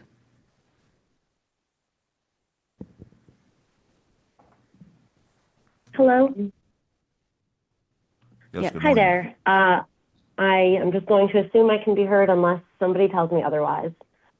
I also would like to raise my extreme concerns with the administration of the February 2025 bar exam as to the state bar itself, Measure Learning, Kaplan, and Proctor U. Similar to other test takers who have spoken, I have sat for and passed 2 previous bar exams. I am barred in 3 separate jurisdictions as well as 3 federal court bars. I have never experienced anything like this degree of what must be assumed to be either negligence or recklessness in overseeing the exam. And I'm sure you guys are very glad to have taught us all of those principles. We have been given no assurances that the platform's functionality will work during the exam, and we have in fact been told that certain functions expressly will not work. These failures do not reflect how the practice of law works. It is not what is required of lawyers, as every practicing lawyer knows, and it does not speak at all to competency in practicing law. Moreover, there is no reason for us to believe that the questions will be written competently, adequately, or fairly. Not only were the promised sample questions not released in a timely fashion, but once they were retracted and changed. The examples that were given were clearly inadequate and incorrect, as demonstrated by the State Bar's own action and additional failure to provide notice. However, we have not been given any assurances that the questions on the actual exam will be changed in any such manner as the practice or the sample questions. We have not been assured that the State Bar has reviewed the exam questions at all to ensure that they are written correctly, that the correct answer is included in the answer choices, or that they adequately even give us an opportunity to answer the question. In this way, it seems that the State Bar has effectively abandoned its duties in entirely handing over the process to contracted companies who have no care for the proper administration of the exam, nor the abilities for it, nor accountability for their failures. I have not yet had the opportunity to review the California Supreme Court's order or the representations made by the State Bar to the Supreme Court, as I have been busy not only studying for the upcoming exam, but spending hours of my valuable study time tracking down answers to very simple questions, such as where my bar will take place or whether my ticket was rescinded. This has created an unreasonable scavenger hunt for very basic information. I would love to speak about my thoughts about the bar exam in general and whether it should exist, but now is not the time for that. Right now, the State Bar should be extremely concerned about the integrity of its exam and what this improper oversight of the administration does to the integrity of the profession more broadly. Test takers are required to take the exam to demonstrate a minimum level of competence. Why is it that the State Bar, the entity that regulates us upon admission, does not have to prove that same minimum level of competency? I urge you to consider how the administration of this exam reflects on the State Bar and the California attorney community more broadly. Thank you. Next, we have Ray Hayden. Lucky you. Anyway, so everybody's heard a lot of the things that I would have probably wanted to say. I do want to make a one note up front. I go to almost all your meetings, and if I don't go to your meetings live, I review them afterwards because you can do it at a faster speed. Things happen quick. First thing is that email we got is from CABAR rescheduling thing. Other commenters had mentioned that there's no proctors available, and that's why they're getting these things. I did get that email, but when I went to see what they wanted me to do, it asks me 4 questions: my name, my address, my current scheduled date, and it has to be answered. And it says current scheduled time. It didn't ask me what time I wanted to schedule it to or anything else. So I figured, well, 11 o'clock here Eastern is 8 o'clock there. The exam starts at 8 o'clock. So I just selected, I just told it, I'm currently set for 11 o'clock a.m. and it is what it is. It's kind of a nightmare, but I can get a side-by-side on that PT, but I can do it in Chrome. If I open up the Guardian browser, and I think somehow, some way, they magically put us into Guardian because I go to it from Chrome and then I can't click and drag the tab in Guardian. But in Chrome, I can click and drag to the right and I get a half a screen on one and a half screen on the other. So I can see my answer window and the PT at the same time. On the PT, it's incredibly important because I just practiced a PT today and it was 1,300 words. The vast majority of those words are word for word from the PT. So there's a ton of typing from the PT. I will never, because of October 2020 and because of July 2021, I'm not touching anything other than typing. I'm doing minimum formatting of my answers, and I'm paying the graders to read them. Read them. I actually read it and make sure I understand what I'm talking about, because I'm not putting any fancy format into helping anybody out, because it screws me up, and I don't like that. Nevada had the right idea back in 2020. They said, you know what? Everybody's fired. Nobody can do anything. We're going to email the exam out, and we're getting rid of the multiple choice. They got rid of the MBE for that, and they said, look, we're going to email you the answer or the questions. You answer them. You send them back to us by a certain time. If you don't get them back in time, you fail. But if you get them back to us in time, we'll grade them. and he just did a written on that. I don't like the written, but hey, what it is, because the written's closed book. The profession of law, I got 30 years in litigation support, plus more than 3 decades. The profession of law is open book. You guys can't get anything done in 1 hour, neither can we, but the profession being closed book on the exam, that's the actual practice of malpractice. I'm gonna say it a million times, that's what it is. Open book is the way to go. California did it, they said open book, no proctors, no nothing, it's emailed, you got a certain amount of time, get it back to us and get done with it. This is a really hardcore problem going on here. I have to take it anyway. I made a promise to you that if you do it remote, I'm going to take it. So I'm going to take it anyway, no matter what happens. But, thank you for your time and best wishes. All right, thank you. Next commenter. Next, we have Kathleen Yeman. Your microphone has been enabled.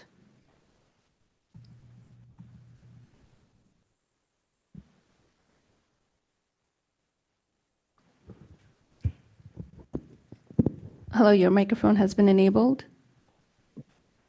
Hi, can you hear me? Yes, thank you. So my name is Kathleen Yamani, and I'm speaking on behalf of February's 2025 bar exam test takers.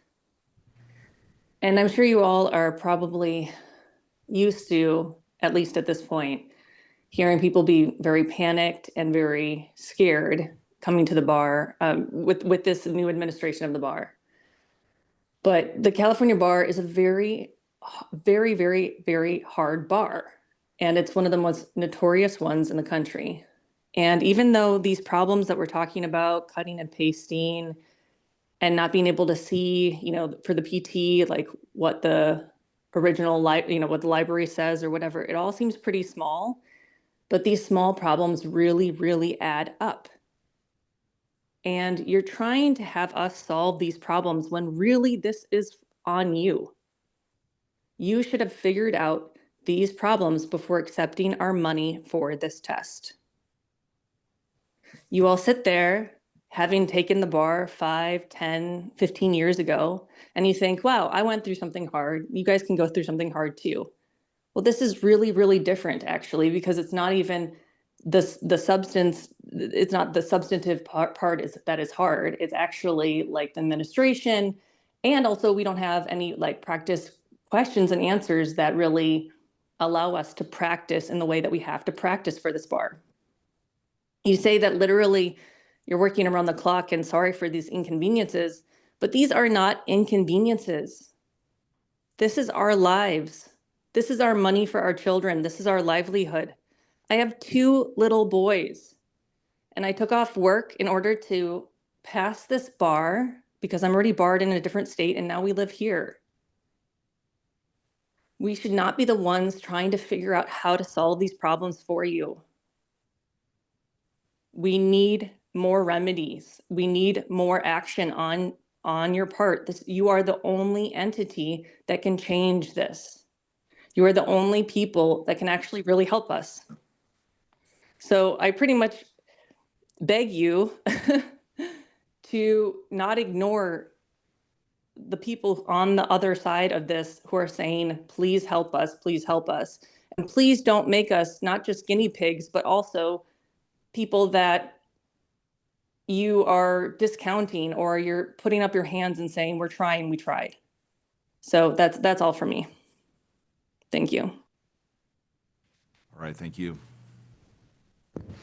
Next, we have Danielle Falls. Your microphone has been enabled. Hi, I'm Danielle Falls. Like many other people here, I'm taking the February 2025 bar.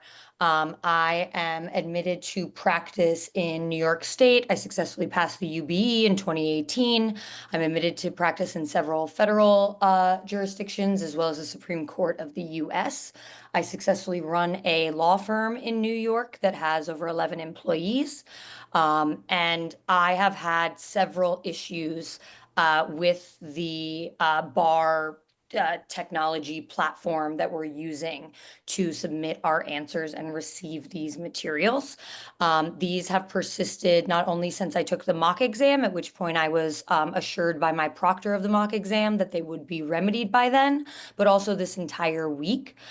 Things that other people have mentioned, but including copy and pasting doesn't work.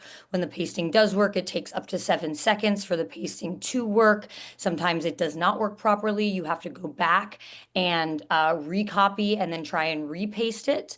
In addition, the delay in switching between browsers is significant, again, north of 10 seconds.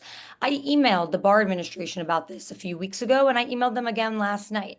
It is my sincere recommendation that you guys either provide us with a written alternative to this exam if there are these issues and they proceed on Tuesday, or you guys need to postpone this exam until these issues are resolved. The response I got last night from the bar administration was inadequate. It said that unfortunately, despite these issues, there will be no alternatives taken. A written exam has no bearing on the proctors being able to watch us in a remote setting. If there are issues on exam day and I am unable to take this exam, which is the last piece that I need in order to be able to practice and for my firm to be able to practice in the state of California, I have already passed the moral character, I've already given all of my paperwork, and you guys have preliminarily accepted me. If I cannot take this test due to a technical issue, I'm going to have a very real problem with the Bar Admissions Council, and I will be taking it up with the court system in California. This is unacceptable. You guys are supposed to be handling this test properly, and you have not done so to date. I won't get into the myriad of other issues that people have already suggested and have already explained, but in addition to not being allowed to switch between essays, which I have never heard of before, not on any of the question and answer sessions that you guys held, but I also had to find that out on Reddit. There have been a slew of other issues. My ticket, which I am a remote test taker, says that I have to show up at a location in South Los Angeles. I have been assured by the bar admissions that my ticket will be accepted on exam day. I have zero faith that that is going to happen by my proctor. So if that also bears an issue and I do not have an alternative written exam, there's going to be a serious problem here. Thank you. All right, thank you. Next, we have Lenore Albert. Your microphone has been enabled. Hi, yes, my name is Lenore Albert. Good morning. I am a former member of the State Bar. I am gravely concerned about how you have changed the exam tech providers this year and how it has affected the applicants. As you know, I was the attorney representing approximately 200 other attorneys in the State Bar data breach case, which now the State Bar has answered due to the negligence in picking Tyler Tech. So I'm gravely concerned now hearing that you guys have picked tech providers on this bar exam and what's happening to applicants. Second, I was made aware just a day or two ago that there are no public documents showing that the federal court was held. The federal court held the State Bar in contempt on January 27th, 2023 in my favor for $21,000.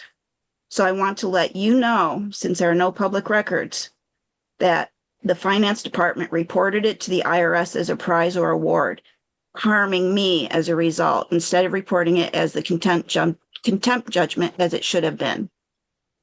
Thank you for your time. Thank you. Next commenter. Next, we have Jim Alcon. Your microphone has been enabled.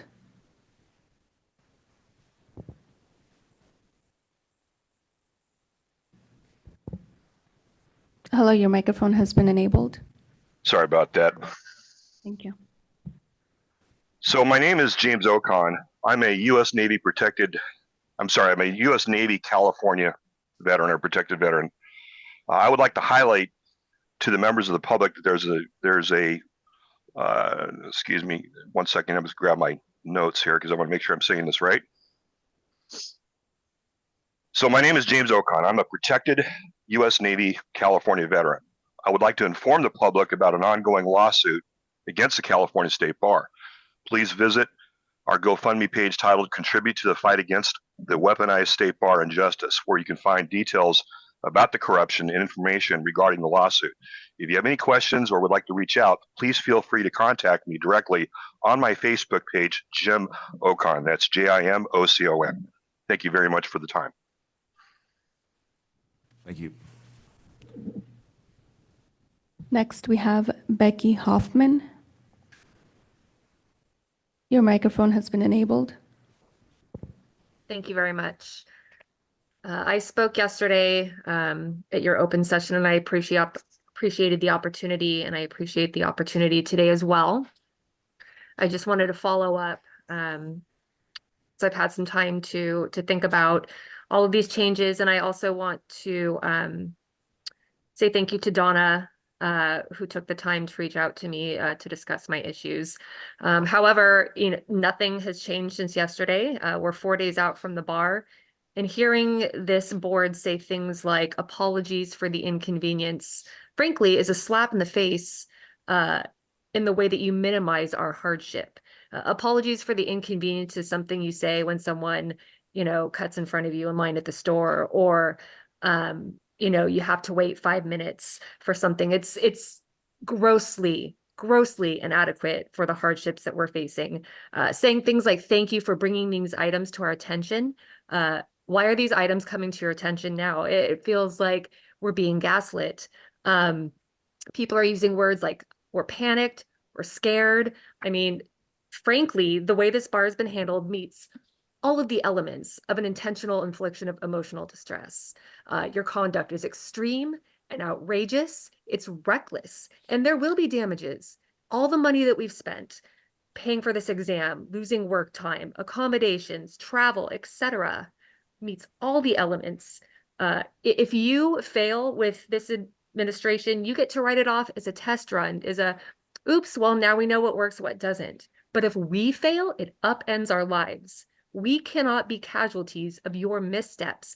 I cannot tell my 3 children, who 2 of which were born after I started law school and have never known a life otherwise, that sorry, mommy failed the exam, not because I wasn't prepared, not because I didn't know the law, not because I put in the time. I graduated law school with honors. I came in second in my class. And if I fail this exam because of your missteps, that is unacceptable. And you can come to my home and you can apologize to my family and my wife and everyone in my life who has made sacrifices for me to get where I am today. You need to make it right. There are things you can do. Do not say, oh, it's up to the California Supreme Court. You take responsibility for your actions. And that includes releasing the essay topics early and seriously considering reducing the scaled score lower than 390. Thank you. Thank you. Next, we have L. Bennett. Your microphone has been enabled.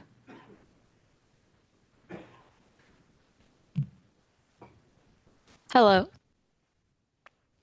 Yes, we can hear you. Good morning. I'm an examinee for the February 2025 bar exam. I'd like to ask if any of your board members have used this exam software in a simulated exam environment. And can you tell me honestly that you would feel comfortable staking the future of your career on your ability to complete those essays to a satisfactory manner in the time allotted with the software that has been assigned to us? Examinees with a wide range of laptop and PC operating systems have consistently reported experiencing lag of up to approximately 10 seconds when copying and pasting or even just typing in the answer boxes, myself included. Based on this and the multitude of other complaints already touched on today regarding the user interface, we demand more time allotted to the 1 hour and 1.5 hour essay sessions of the bar exam to counteract persistent exam software problems and inconvenient user interfaces. I'd also like to emphasize the issue regarding the changes to the Kaplan multiple choice questions that were provided to us. They did email examinees to notify us about these changes, but this occurred almost a week after an examinee on Reddit just happened to notice the changes and post about them. The previously provided correct, quote unquote, correct answer and legal explanation for 2 questions were fundamentally legally incorrect, but were given to examinees to study for months and those changes that they made are inconsistent with the bar's, quote, commitment to not materially changing what is needed to study for the bar exam in light of the transition to a new multiple choice questions vendor. This occurred with 2 out of 25 questions. How can we trust in Kaplan's competence and ability to provide us with 200 questions that test us on correct law? On that note, I also opted in to change my exam appointment, which the measure email said would automatically move my appointment. I have yet to receive an email with my new start time. We are 4 days away from the bar exam, and I don't know what time I'm taking it. Material changes to our test taking experience should not be happening 4 days from the administration of the exam. We demand better communication from CalBar, and any significant changes at this point should be vetted and communicated to us immediately via official channels by the California Bar with assurances in a timely manner. Finally, I'd like to ask how the CalBar purports to ensure that proctors will apply and uphold their exam rules with uniformity and fairness.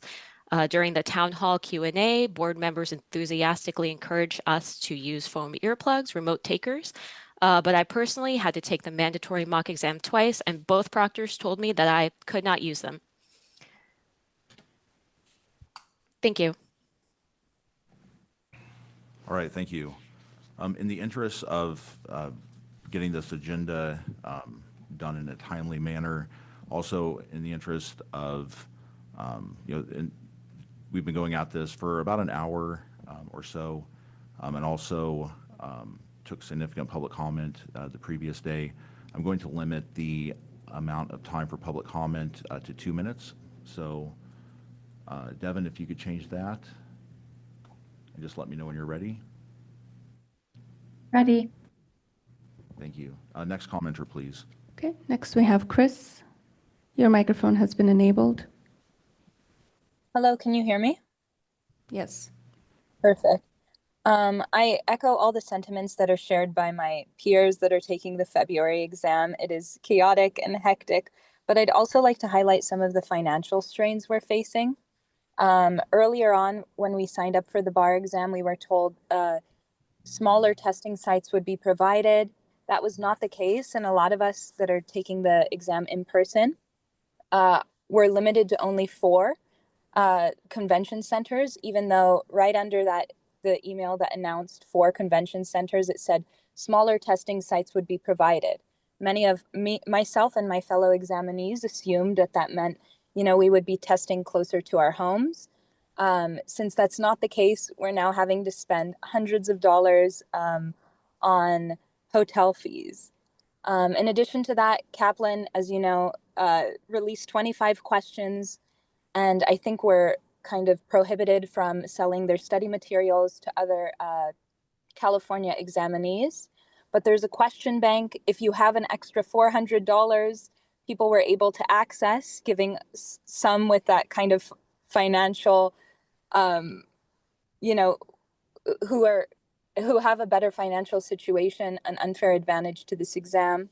And then lastly, I implore you to please help us with the platform. The platform is hectic. We have to scroll up and down between the question and the answer.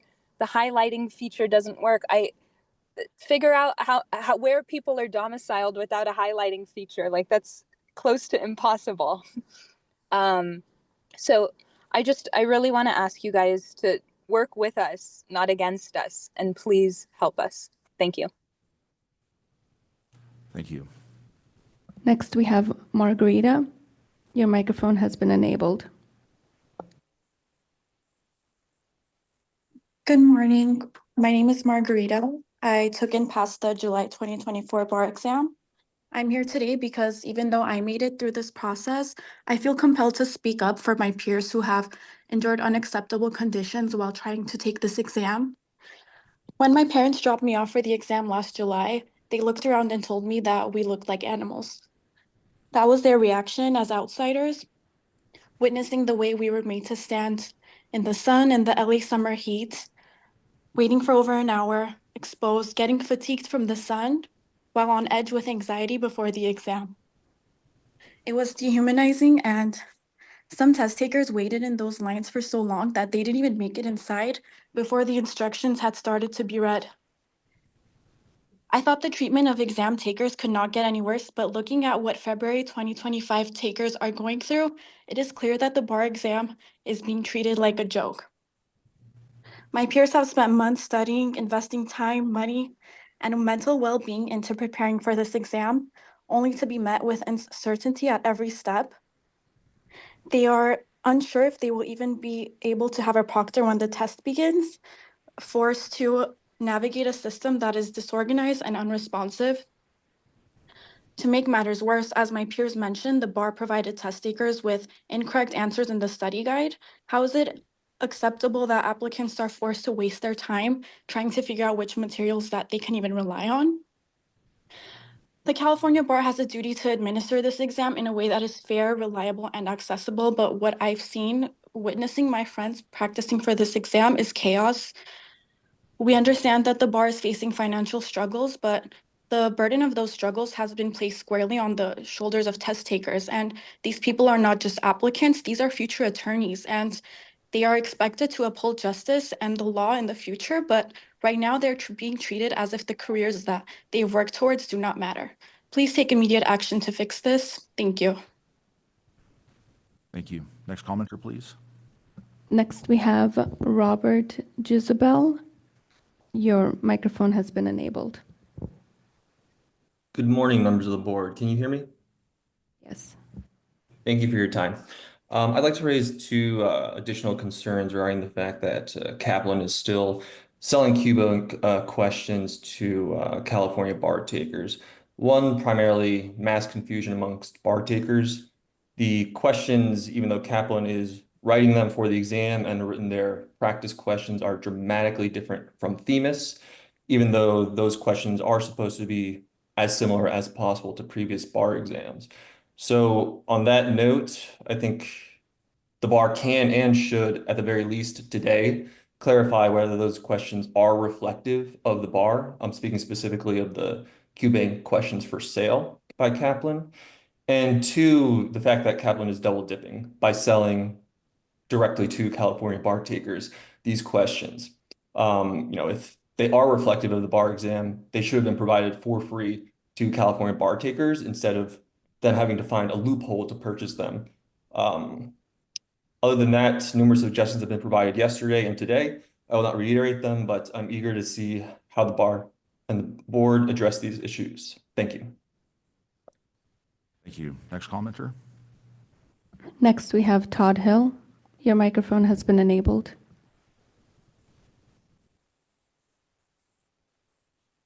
When will this board acknowledge the fraud? My name is Todd Hill, and I'm here to ask a direct question. How much longer will this board pretend that California's legal education and professional oversight system is anything but a fraud? Because let's be honest, this system isn't broken. It's working exactly as it was designed to work, to extract wealth, exclude challengers, and protect those already in power. For years, this board has overseen a business model, not an education system, that preys on law students, particularly those at unaccredited and Cal's law schools. These institutions saddle students with debt, offer no meaningful oversight, and produce predictably low bar passage rates. The state bar knew, the courts knew, and you knew.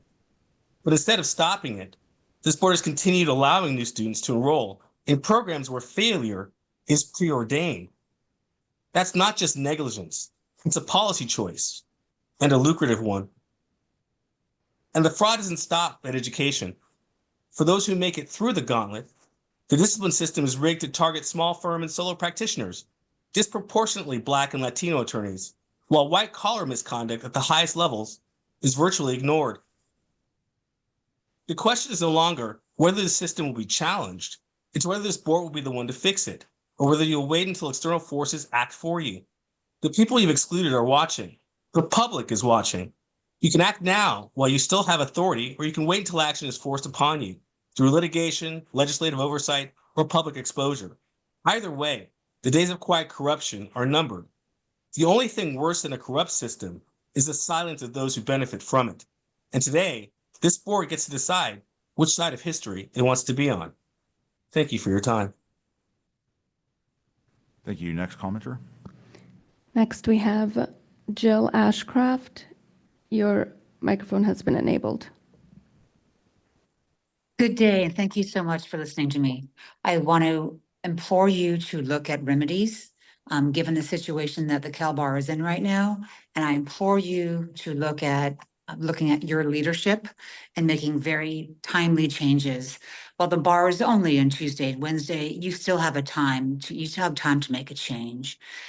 It is very apparent as a test taker and as a mature test taker that this is going to be an incredibly arduous platform to navigate. Like many, I cannot cut and paste.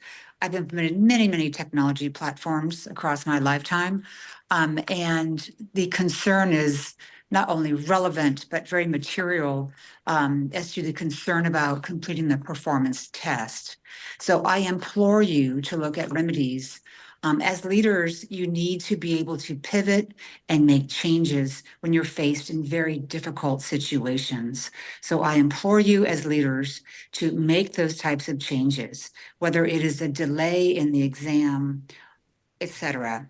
Think about what happens if you don't. Think about what happens not only to whom you serve and whom you have a duty to, but also to your legacy. So I implore you to examine your leadership, make changes, whether it is a delay or other remedies. Thank you very much for listening. Thank you. Next commenter. Next, we have Lynn. Hello, can you hear me? Yes, we can hear you. Thank you. Thank you so much. My name is Lynn, and I'm, as well with other speakers, I am sitting for the February 2025 exam administration. I want to highlight that today is already Friday, gonna be Friday noon, and nothing has been done yet. Many of my peers and myself, it's not just an inconvenience. It has been a very health-inducing exercise, to the point that many of my peers and myself have to withdraw. The exam itself is on Tuesday, but no confirmation or clarification is given as of yet on so many matters. Right now, there's so many speakers that are on this call instead of just studying and preparing for the bar exam while managing their daily lives. How can this be? The withdrawal that is offered is not sufficient. People like myself and people who have withdrawn are required to spend additional money to extend the bar prep materials because there's no insufficient study guide. And even the study guide, the 25 questions that was issued was filled with mistakes. The red lines were not minor at all. So I call for transparency on this matter and for also remedial measures for those who are forced to withdraw. Thank you. Thank you. Next commenter. Apologies. Next, we have Sandra Chavez. Your microphone has been enabled. Hi, good morning. I'm speaking on behalf of the rest of my colleagues here, my peers, navigating through all the difficulties on this exam. As many have mentioned, California Supreme Court had approved the Kaplan questions like a study guide. However, we were only given 25 questions. And of those 25 questions, on February 6th, Kaplan revised them, yet many of us were not aware of these changes until February 13th. And even then, it took until the evening of February 13th, if not the 14th, for California Bar to actually send an email formally telling us about these changes. This is absolutely egregious, especially at this stage of studying. I know so many of my peers have been distracted, stressed of having to navigate through all of these technological issues with Measure, about trying to figure out what to study with regards to the new navigation with Kaplan. And it's just distracting us from our actual studying. And then also dealing with with Kaplan itself How will the California bar ensure that the proctors they have hired to administer this bar exam do not contradict with the bar's own written rules and instructions? How will the bar ensure that proctors apply the same rules to each examinee in the interest of fairness? And if they don't, what are the remedies that examinees have? It is very concerning as to whether or not like remote test takers and in-person test takers will have a fair, impartial administration of the exam. And it's quite honestly unfair for us.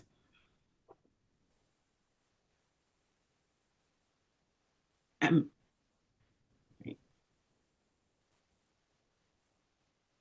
time's up.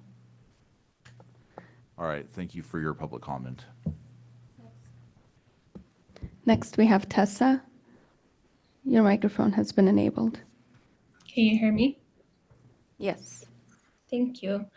I would quickly like to briefly go over the comments regarding the February 2025 bar exam, as previously mentioned by, I believe, Sophia and a couple of other applicants. I just want to reiterate what people have said before, but mostly focus on what we can do right now. I understand that we have limited time and there's not much we can do. Ideally, we would like the system to be changed as well as the proctors, but I understand that with a limited time that maybe that's not possible. The one solution that you guys are able to do and that is within your jurisdiction and within the time frame possible is to remove the 60-minute time limit. We should not be the victims of simply not being able to take the exam because we cannot connect to a proctor. This is the least you can do, and this is not a material change that needs to be approved by anyone prior to this. Simply removing the time limit now enables everybody, remote and in person, the same opportunity to take the exam. You cannot let us fail just because we cannot connect to a proctor after everything that we have been through and after every month that we have studied for this exam. Everything else regarding the exam that might go wrong on exam day can be addressed afterwards, but this can be fixed right now. And this is the first thing that needs to be changed before we can take this exam, that we can at least ensure that we're able to try and attempt this exam and not a prior restraint on not even being able to start it simply because we cannot connect to a proctor. That should not lie on the applicants. So please address this issue as soon as possible. Thank you so much.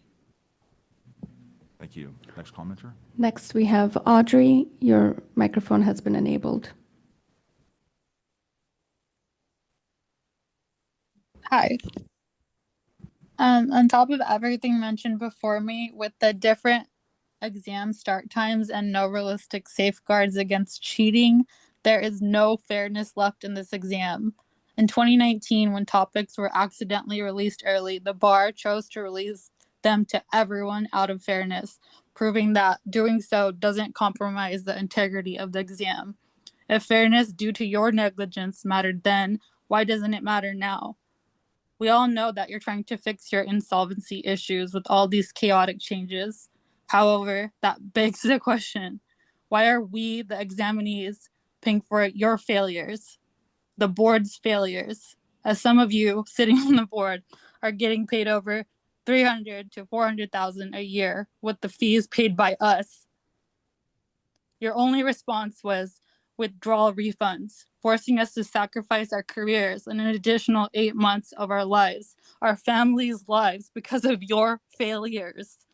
An option to withdraw with a refund is not a solution. It's an admission of your guilt without taking real accountability. Please don't use our careers and lives as your test experiments. You must make at least one thing certain for this upcoming exam. Release the essay topics tonight to give us a fair opportunity for the time that was robbed from us. This whole month of February was robbed from us. Due to your failures, we couldn't focus, we couldn't study. One thing you could do is just give us the essay topics so we can focus for one period, for 3 days. Please do something right before it's too late.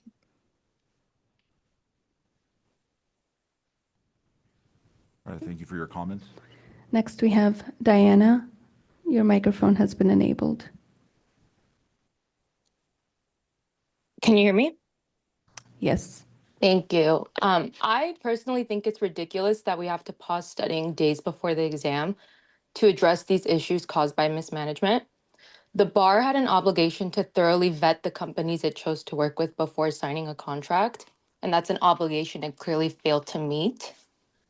Simply thanking us for our comments is not a response. We are not looking for acknowledgement. We are expecting direct answers and concrete action.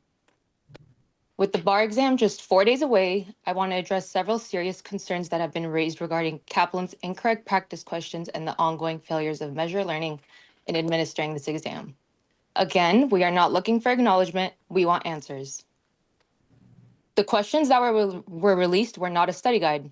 What they did release included incorrect legal information, which is unacceptable for any company, let alone the bar, providing materials for test takers less than 2 weeks away. I strongly encourage you to cross-check your materials with other reputable sources to ensure accuracy. I understand there's 25 questions that get knocked off the multiple choice as experimental.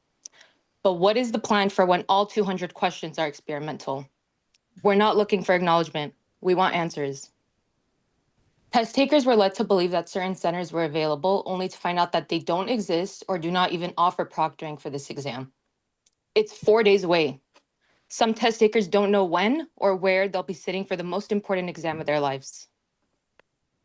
I encourage you to conduct a simple Google search. There are hundreds, if not thousands, of reports of proctors using candidates' personal information too, and this constitutes an unacceptable breach of privacy.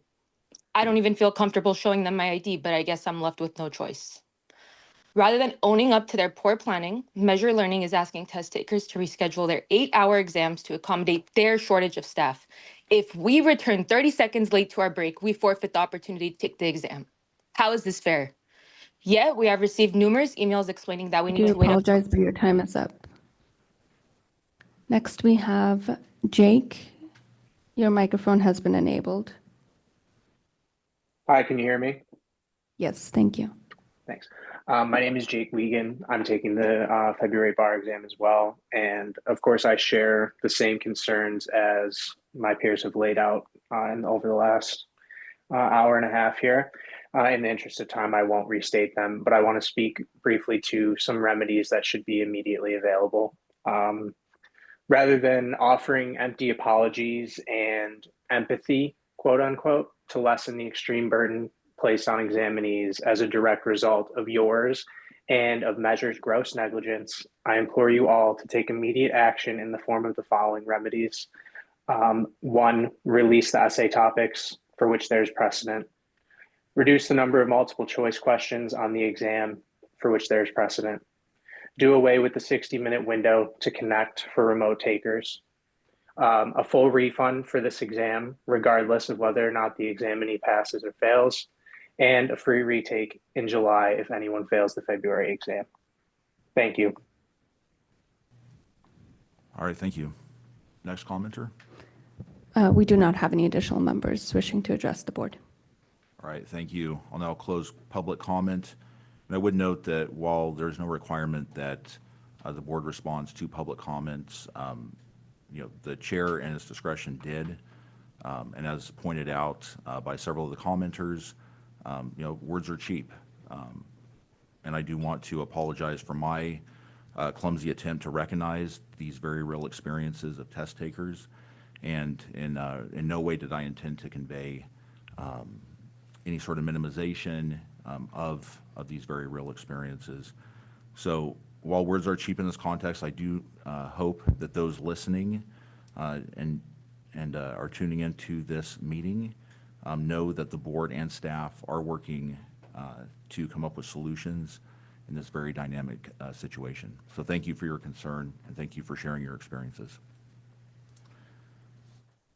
In the interest of time and getting to pressing issues, I want to go into closed session, and this will be pursuant to Business and Professions Code 6026.7 sub C sub 3 Government Code Section 11126 sub C sub 1, 11126 sub E sub 2 sub C. And I don't have a good guess as to how long that will take, so I apologize for not being able to give an approximation, but please stay tuned and we will come out of closed as soon as possible. To the trustees appearing remotely, you should get a specialized link for closed. To the individuals in the room, we're going to take a 5-minute bio break and then we'll come back into close.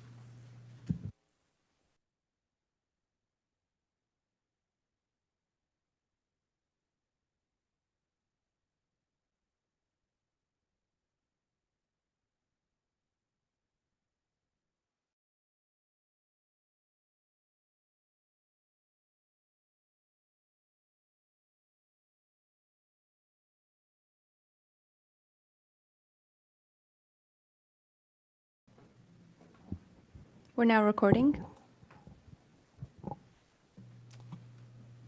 All right, good afternoon. Welcome back to the Board of Trustees, open session of the full Board of Trustees. There are no reportable actions at this time coming out of closed session. In the interest of time, we are going to take a couple of items of utmost importance, and the rest will be tabled until a future set meeting, most likely on March 5th. We're going to poll trustees for specific times, but we anticipate March 5th sometime in the afternoon, probably about 2 o'clock. Before we get to our business, I did want to have Leah give her executive director's report. Okay, great. I want to just use this as an opportunity to formally introduce our amazing new board member who's been actively participating with us for 2 days now, Deborah Gore.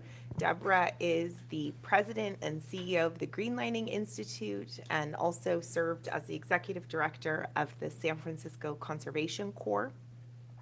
She brings extensive leadership experience to this board, including experience serving as a member of the Federal Reserve Bank of San Francisco's Community Advisory Council. So we're really excited to have you, super impressed at how you've just gotten right into the swing of things, and wondered if you wanted to say a few remarks. Oh, no, thank you. It's been wonderful, meeting the staff in particular. I've been received quite warmly from the board members, and so I'm looking forward to serving in all of my roles. I must say, protecting the public has been paramount. I bring quite a bit of economic equity and climate equity experience, and I'm a bit of a recovering investment banker, so I bring some of that expertise. So I look forward to serving and supporting the efforts of the board. Welcome. So I wanted to make another quick introduction. Also participating with us for the last couple of days, but not formally introduced, is our new Deputy Executive Director, Erica Doherty. And Erica was most recently the director of the State Bar's Office of Professional Competence. Many know her as the ethics guru for the State Bar, but she's a lot more than that, and I'm really excited for the board to get to know her in the coming months and years. And Erica, why don't you say a little bit about yourself? Thank you. Hi, everyone. Good to see you in this new capacity. For those of you who haven't met me or don't know me very well, I started at the State Bar in July of 2013. And have worked in quite a few offices at the State Bar, including Office of Professional Competence, which I just came from, as well as Office of General Counsel and State Bar Court. So I'm very excited to be in this role, learn more about many of the other offices I don't know as much about, and get to work with you in a new capacity. So thank you. The last thing I would say is posted to as the ED written report is an update on the strategic plan. Obviously, this is your planning session. In that update on the strategic plan, you see the operational plan level detail. And I just wanted to share with the board, we did get some feedback yesterday about additional plan items related to unaccredited schools, the relationship between COAF and perhaps law school oversight committees. So we will draft some operational plan items for you to review in that vein. I also wanted to say that the audit committee chair has added something to the work plan, or will add something regarding LRS audits that I think is appropriate to add to our operational plan. So we'll be bringing that forward as well. All right, perfect. Thank you. I'm going to table the open session minutes till our next meeting. Move on to consent calendar. Understand that item 3.3 and 3.10 are going to be pulled, and also just a note 3.11, which is the 5-year sunset review recommendations for sub-entities. That was informational only, and we will discuss that more in depth as a full board in May. So understanding that 3.3 and 3.10 will be pulled off consent and will be tabled for the future meeting. Can I have a motion to approve consent? I want to make sure that 3.4, Board of Trustees Policy Manual, is withdrawn from consent for further consideration, future meeting. Okay. Are you talking about, the 3.4 is the adoption of employee pay schedule. I have it wrong. In my notes, I have 3.4, but I could have mistyped it. 3.3, thank you. Yeah.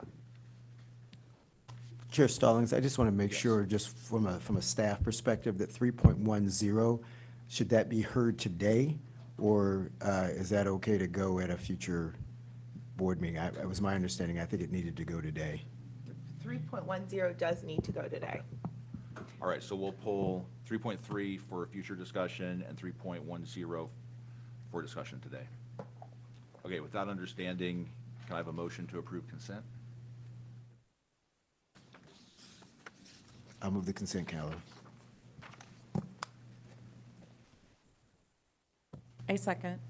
All right, first by trustee Sowell, second by trustee Grande. May I have a roll call vote? Barahona? Aye. Buenaventura? Not present. Cisneros? Aye. Good? Aye. Grande? Aye. Gore? Aye. Huser? Not present. Sowell? Aye. Stevens? Not present. Tony? Aye. Trejo? Aye. Stallings? Aye.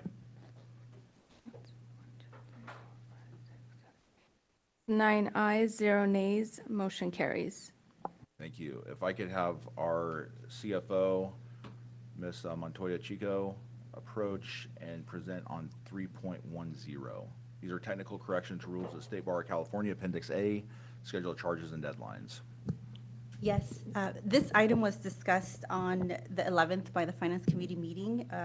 There's only one substantive change that has been added to this particular item, and that's we want to waive the late filing fee for the $50 late filing fee for the July bar exam, as well as the late filing fee of $26 for the first year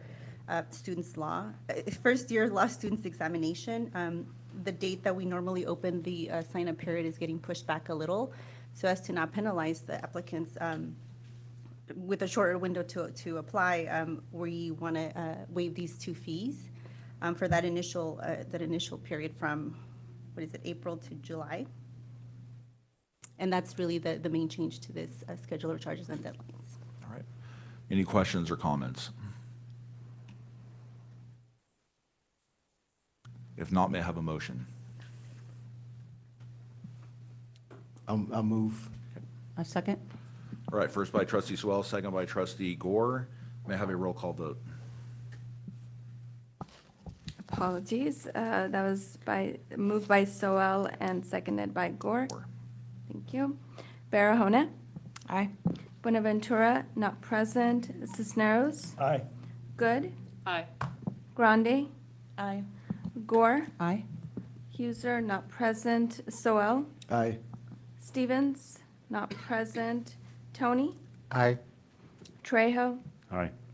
Stallings? Aye. It's 9 ayes, 0 nays, motion carries.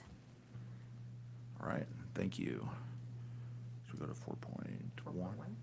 All right, if we could have I'm going to do, You're gonna do it? I'll Okay. do this just so we can do it quickly. The board has heard quite a bit now about reforms that have happened in our Office of Probation to modernize the function and to support reduced recidivism rates among attorneys on probation. This item seeks approval to issue 2 rules for public comment in that vein.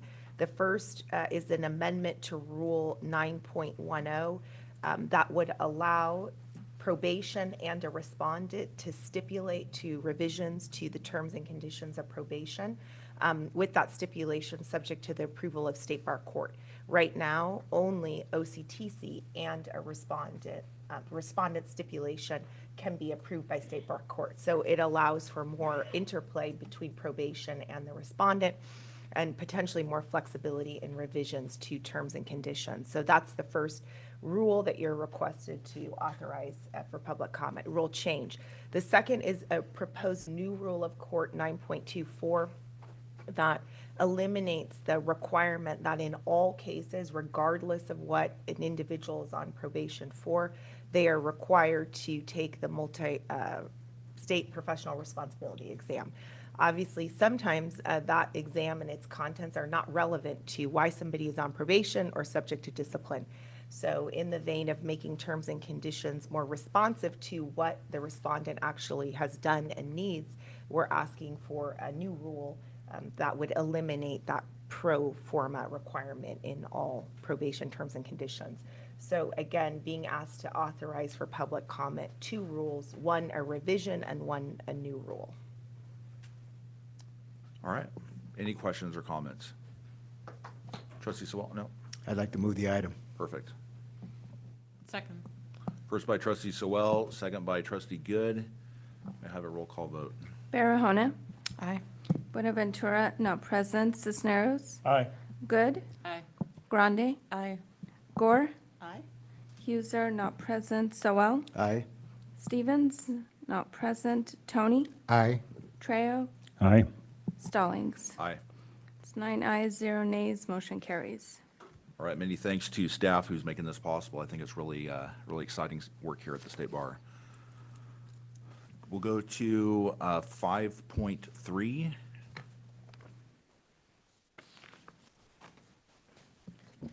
Isn't that Donna? No, that's What's this? Elizabeth Holm. Oh, Elizabeth Holm, I'm sorry. I'm sorry. No, that's right. All right, 5.3 is Elizabeth Holm. Can we promote her? Yes. She'll be joining right now.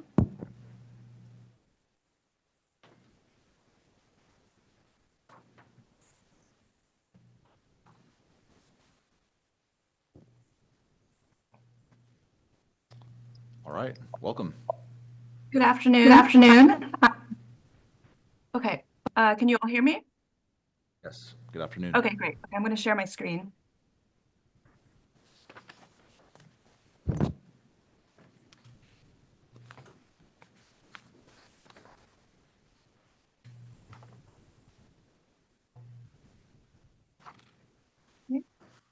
Good afternoon, Mr. Chair and board members. My name is Elizabeth Holm. I'm a program director in the Office of Access and Inclusion. I'm here to present on item 5.3, which is a request for approval and delegation of authority to finalize and submit the biannual report to the Legislature on policies and activities to enhance access, fairness, and diversity in the profession and elimination of bias in the practice of law pursuant to Business and Professions Code Section 6001.3. Donna mentioned this item yesterday as background and context for your robust discussion on item 3.3 yesterday. So I think we can walk fairly quickly through much of my presentation. So as you all know, the statutory mission of the State Bar includes greater access to and inclusion in the legal system as a matter of public protection and is a highest priority for the State Bar and the board related to licensing, regulation, and discipline. Business and Professions Code further states that the legislature's intention is that the State Bar maintain its commitment to enhance access, fairness, and diversity in the legal profession and the elimination of bias in the practice of law.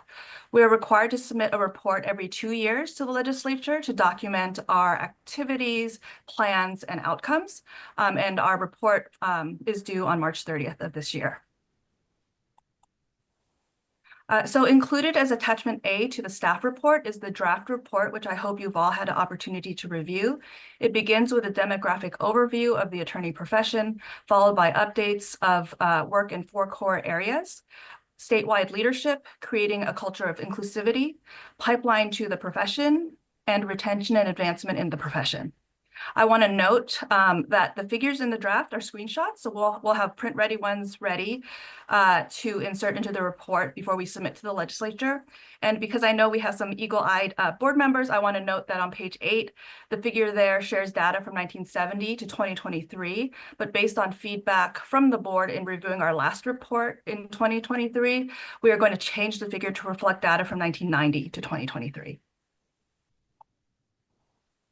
So now I'll walk through some of our key accomplishments from 2022 and 2024, beginning with the area of statewide leadership. You heard yesterday from Lisa Chavez about the attorney census and the diversity report cards. Additionally, the State Bar has published a profile of California's inactive attorneys. And then we've also been able to revise our inactive attorney survey to better collect information on the reasons why attorneys choose to go inactive. You've heard before about our DEI Leadership SEAL program. We were able to develop and launch it in the last couple of years. We are very excited that there are currently 99 participating employers, including 72 SEAL recipients and 27 committed employers, and the State Bar being one of our recipients.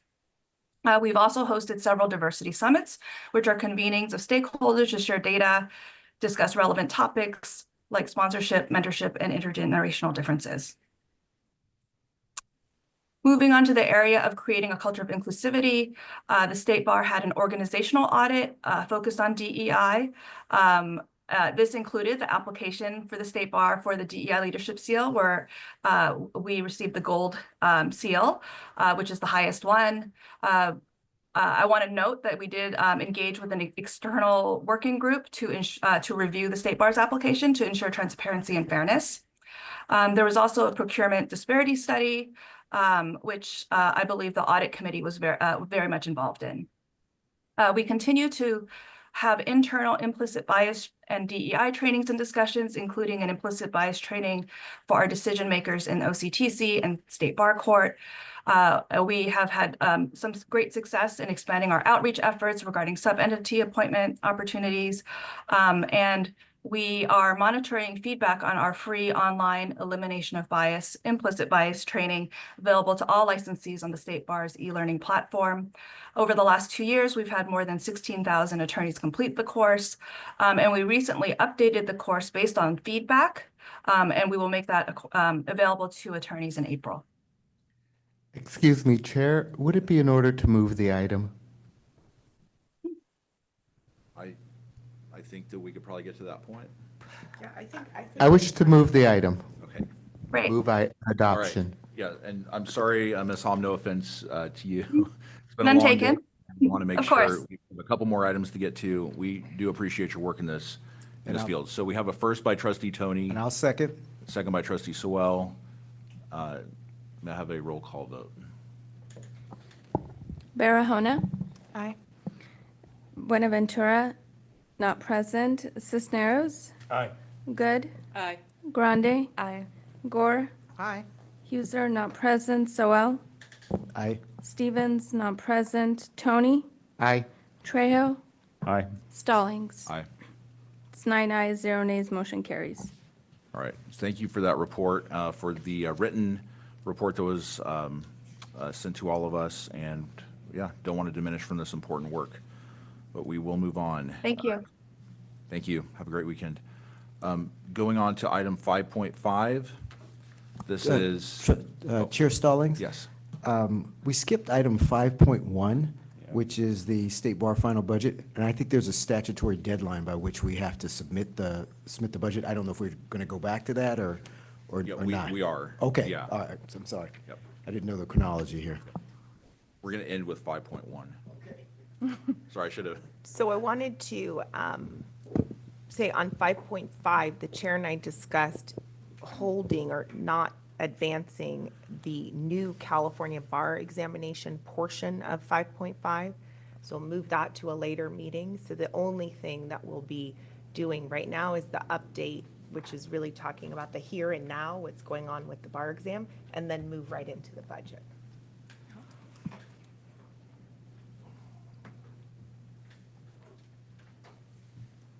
All right.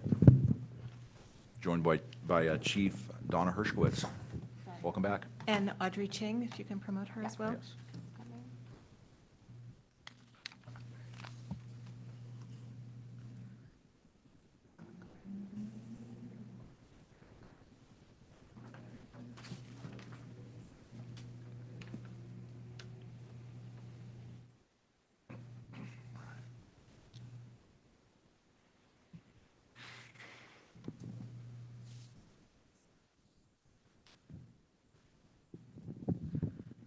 Good afternoon.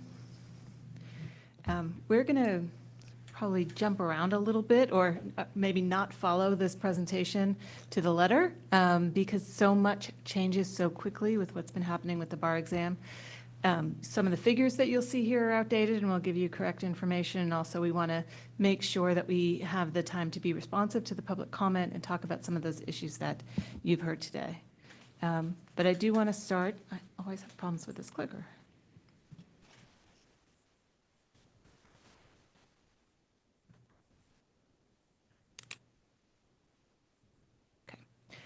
I do want to start just giving you some statistics about where we are today in terms of numbers of people who are sitting for the bar exam, where they are sitting for the bar exam, and some of the changes that we've made. Ignoring some of the numbers on the screen, we currently have just under 4,600 applicants registered and prepared to sit for the bar on Tuesday. We offered, and we talk about this in a later slide, but we, starting on the evening of February the 13th, we offered applicants who wished to withdraw the ability to do so and get a 100% refund. And since that time, we've gotten, as of the end of the day yesterday, we had 665 applicants who sought to withdraw from the exam. So that's why that number has changed in terms of the number of people that are scheduled currently to sit for the exam. The number could be different today because that was as of yesterday, and if people have up until the bar exam in order to withdraw, so that number could continue to shrink a little bit. Of those who are still registered to take the exam, the percentages actually largely remain the same. 65% are taking the exam remote and 35% in person. 89% of the test takers are taking them without accommodations, 11% with accommodations, slightly higher than our normal, our last several February bar exams in terms of percentage of accommodated applicants. In terms of the breakdown of where people are taking the test for those who are taking it in person, 67% are at what have been referred to as pop-up centers, which are the larger sites that Measure Learning contracted with: the Ontario Convention Center, South San Francisco Conference Center, Chula Vista Elite Athlete Training Center, and at the grounds in Roseville. So 67% of the in-person people, or that's just under 1,100, taking it at those pop-up centers. 8% are taking it at state bar procured facilities, which include this office right here, the Los Angeles State Bar office, the training room at the Kern County Superior Court, and San Joaquin College of Law in Fresno.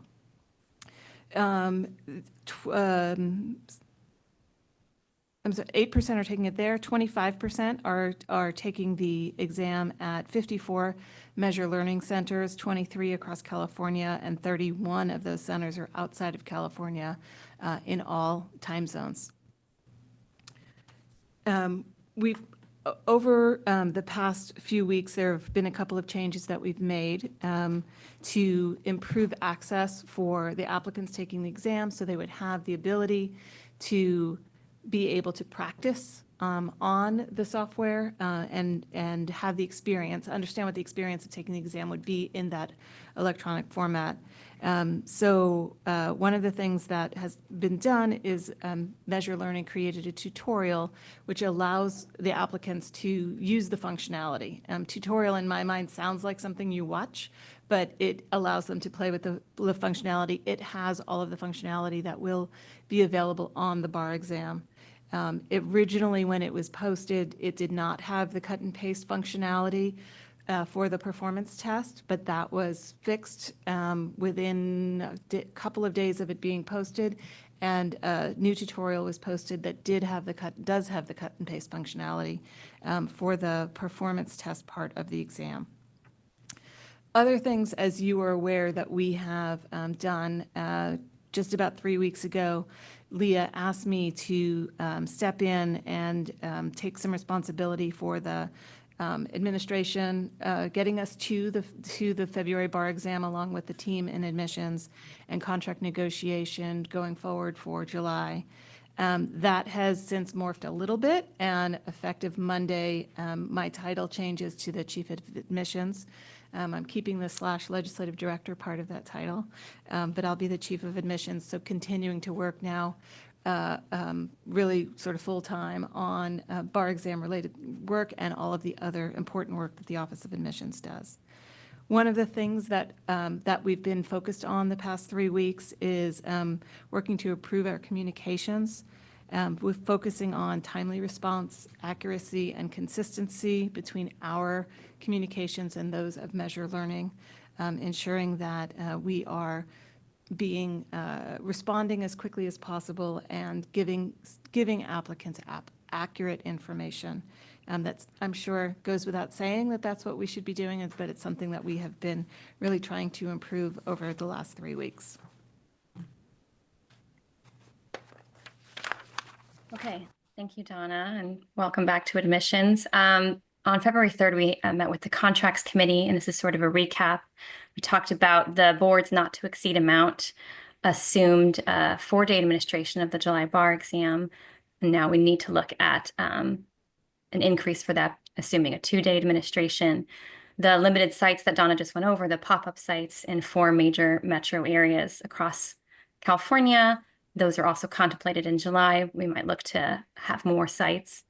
We had more applicants registered for this February than many prior. And at the time, we had forecast 4,500 applicants, and we had about 5,700 actually apply.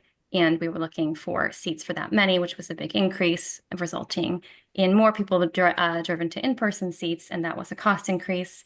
And then the accommodated applicant pricing was not included in the not to exceed amount. And obviously, those costs for accommodated applicants need to be included, and that would be an increase as well. And at this point, we are, Audrey had mentioned that there'd be a cost increase because we had originally projected 4,500 applicants. As you heard me say, we're pretty close to back at that point. So that part of the increase will be adjusted somewhat. These were the recent challenges that were posted when the slideshow was posted. There were some more challenges you heard during public comment. When the scheduling window opened January 30th, there was a window open from January 30th to February 14th. The initial opening of that led to some accommodated applicants and those who take the paper test, who handwrite, being able to book, and then their booking was canceled because Measure Learning actually wanted to book for them, but that was very confusing for those test takers. There's also a delayed notification where we were informing applicants that they could book during this window, but actually the attorney's exam, the 1-day exam, the attorneys who take just the written portion, they were not able to book. Again, those who were handwriting the exam or who were accommodated for the exam couldn't book themselves, but they could try to, and then maybe they got canceled. And that is some of the miscommunication that Donna was talking about that we've been rectifying, but that was happening at the time of the scheduling window being open, which was very confusing and stressful for applicants. You also heard during public comment that we had the Kaplan drafted student study guide available, and updates to that were posted very recently, 2 weeks before the exam.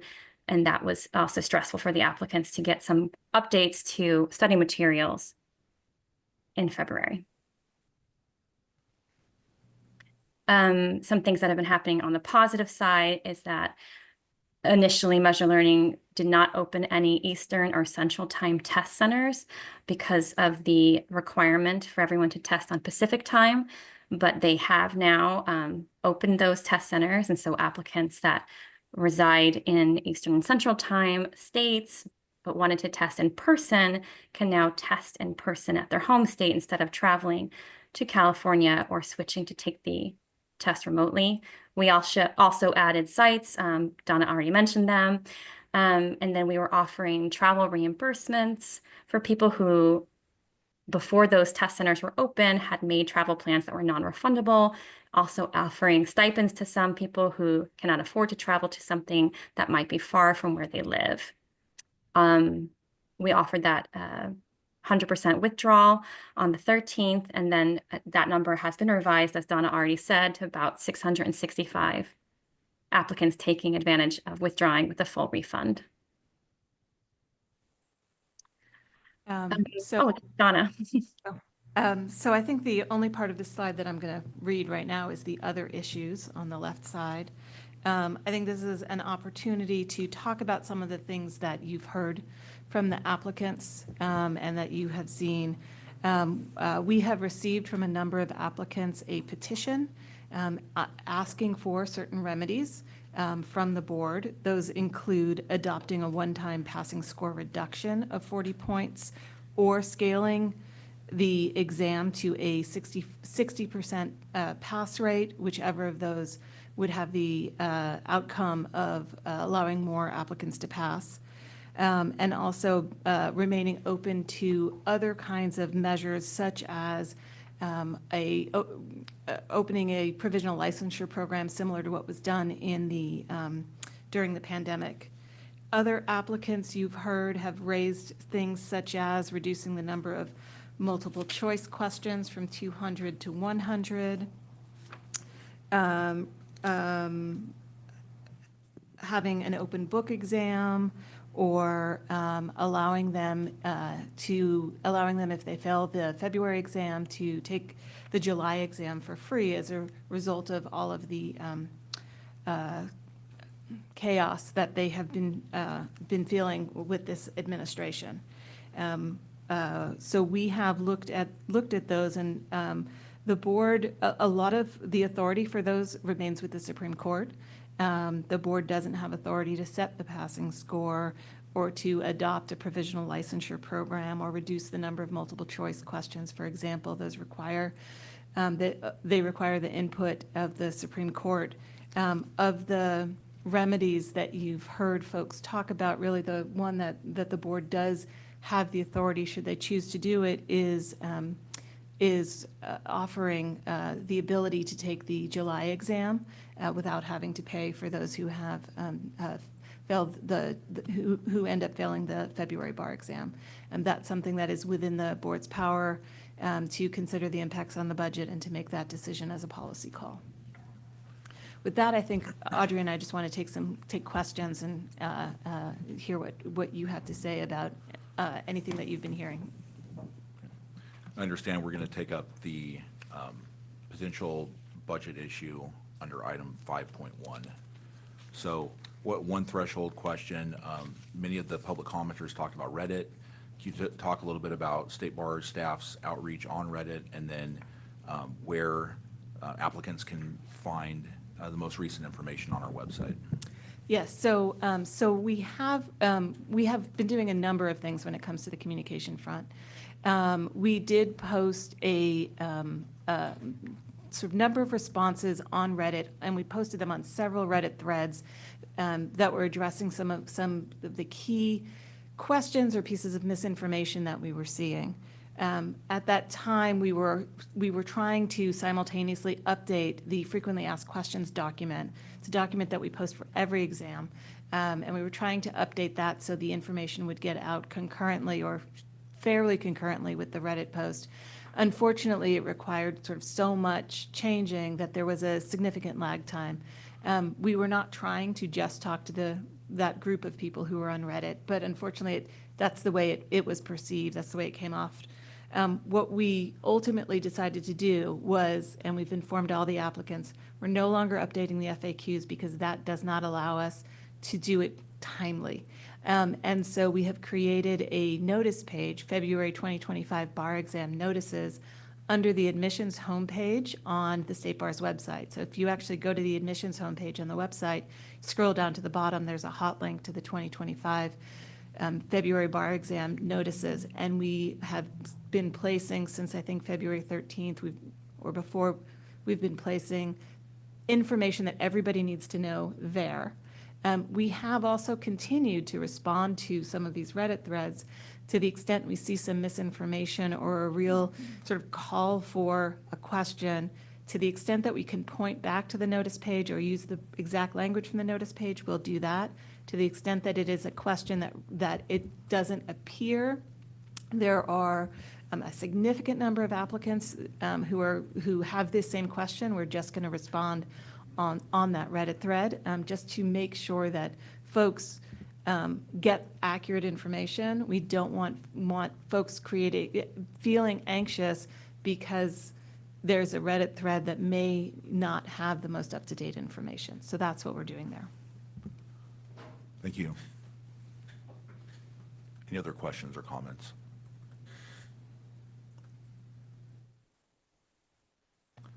All right. Seeing none, there's no action necessary for this item, correct? All right. Anticipate we'll have a few more comments on our next item, which is item 5.1.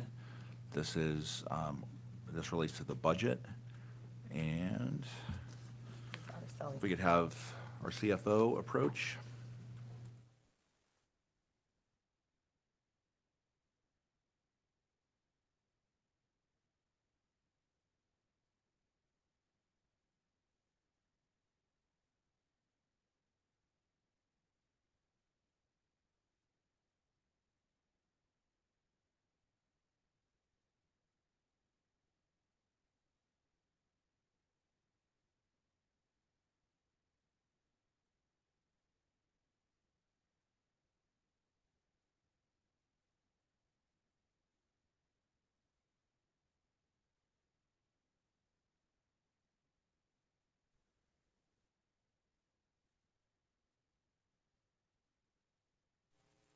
Yeah, I think so. Yes, okay. Seeing our finance chair say yes, so Okay. let's do it.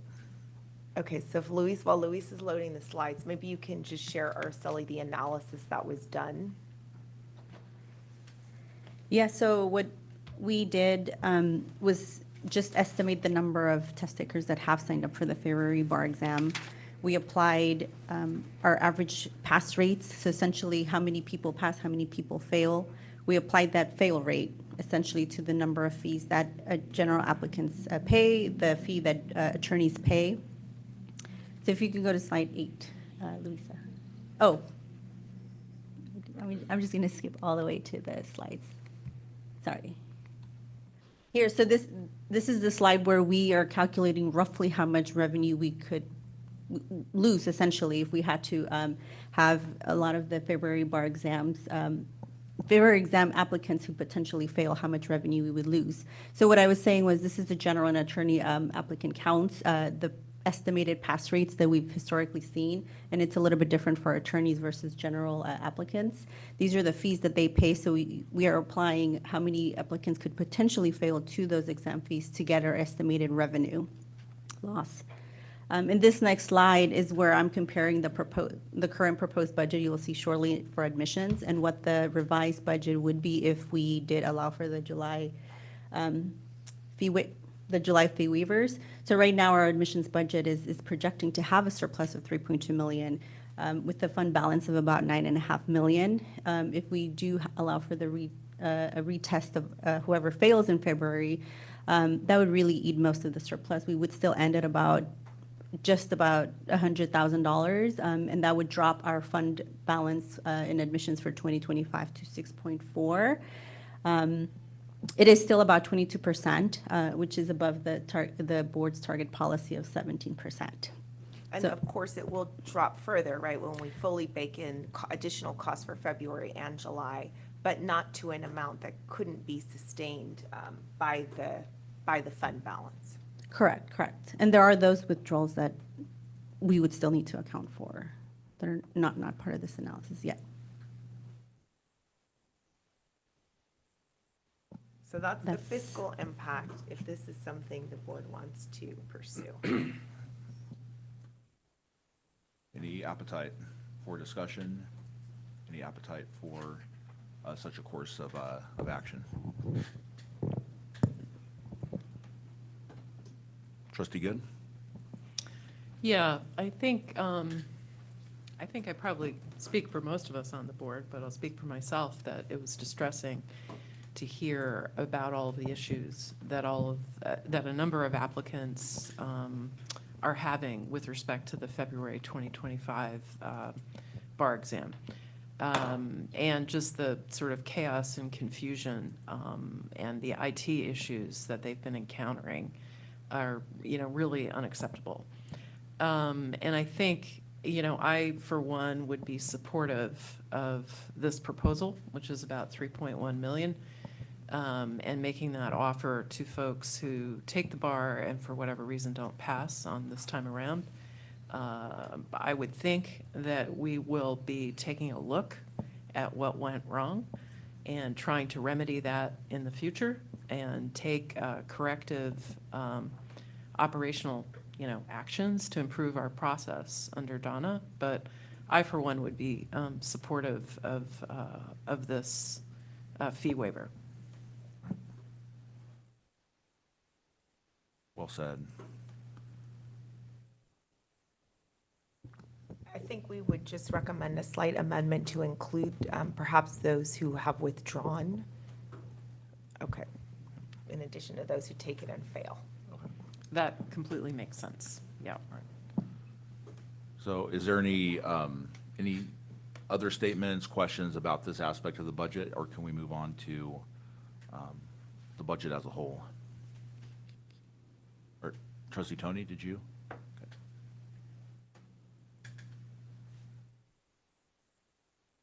No, I think All right. it would be ready for you to go to the budget Yes. quickly, yeah. Okay. Oops, sorry, turned it off.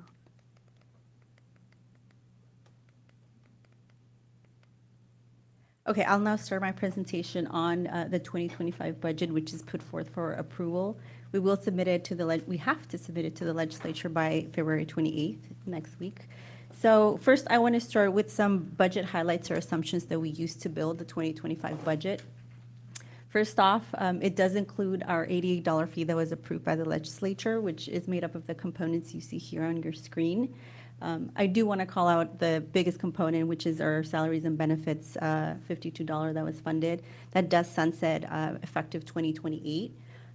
So that's, as you'll see in my upcoming slides, it's going to have a negative impact on the general fund. The general fund and the admissions fund both include all of the service fee increases that were adopted by the board in 2024. We also included the cost of the voluntary reduction in force that was approved and that we are in the process of doing this year right now as we speak. And the cost bar-wide is just under $4 million of the RIF.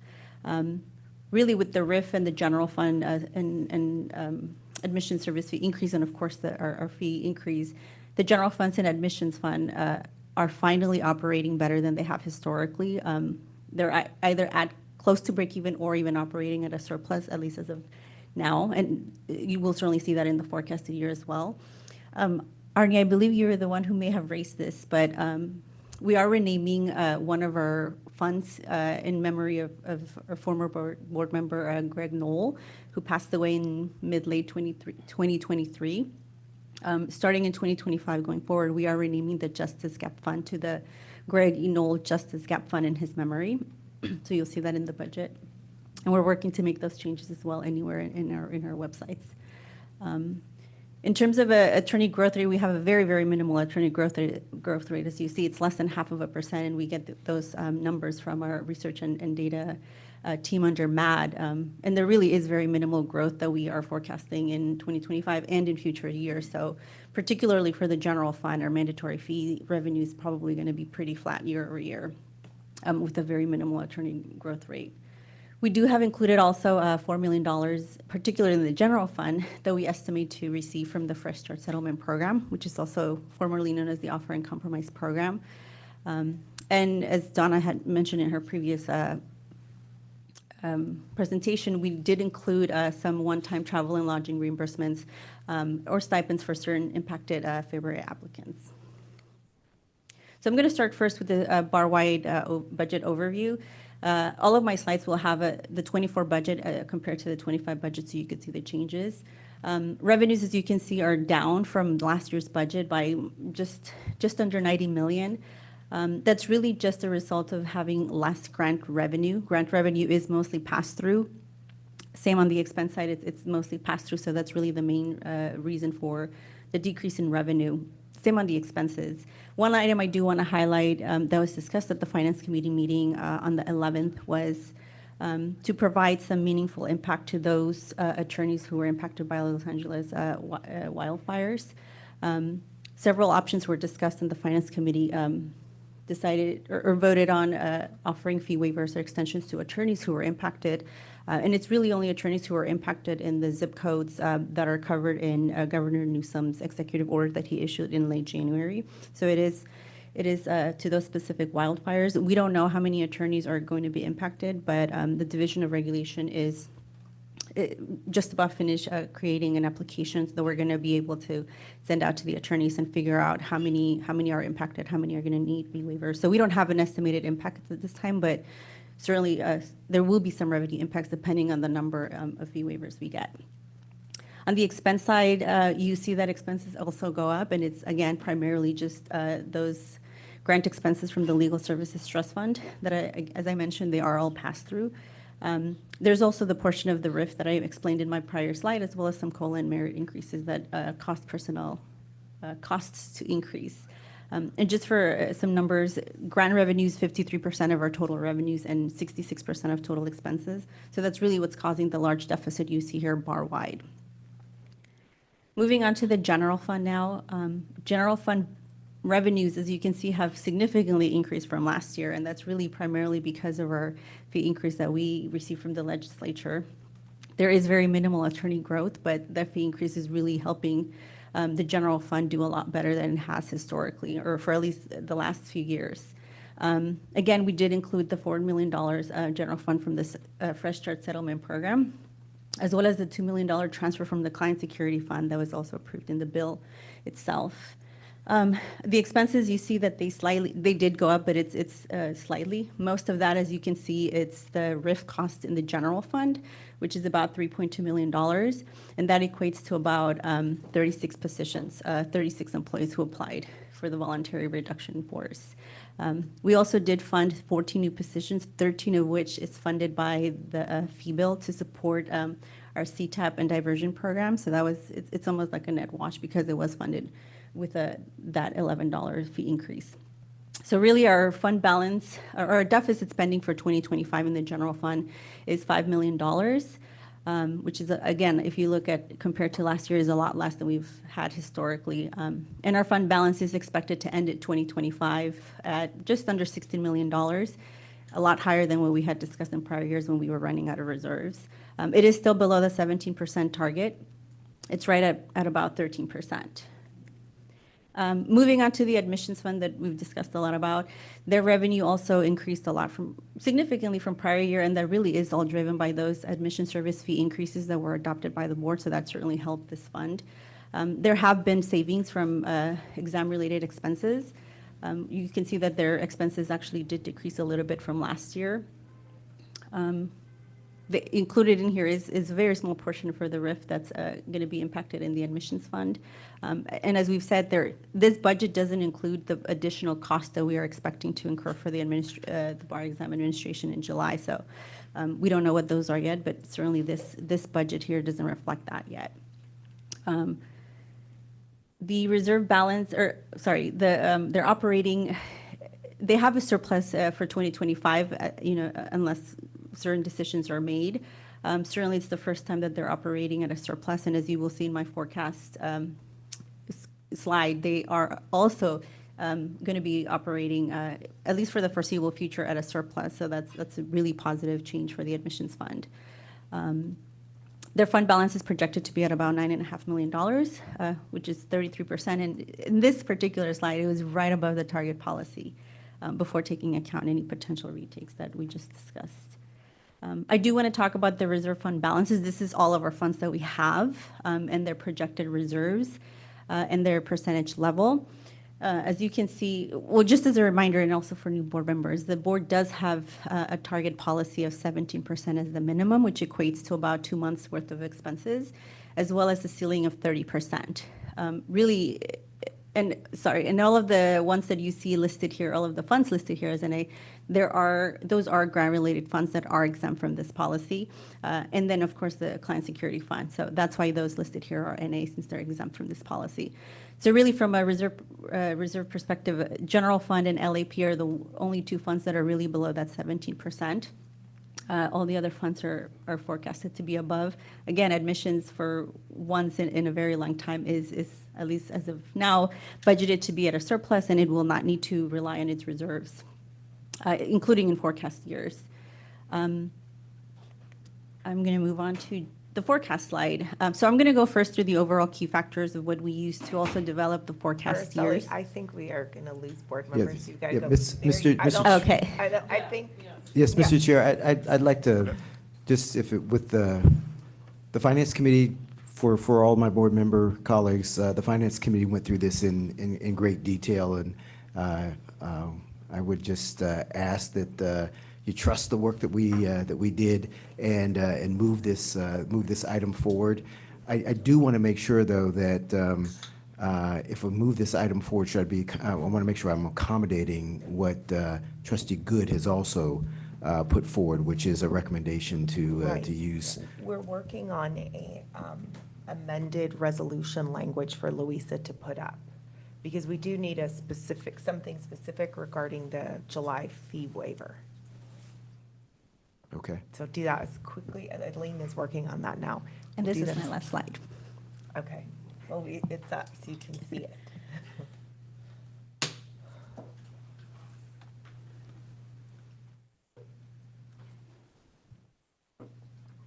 So do we want to have Araceli finish up? She says she has one more slide. This is her last slide.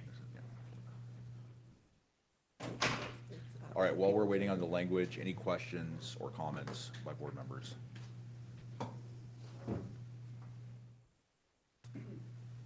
Anybody want to question Chair of Finance?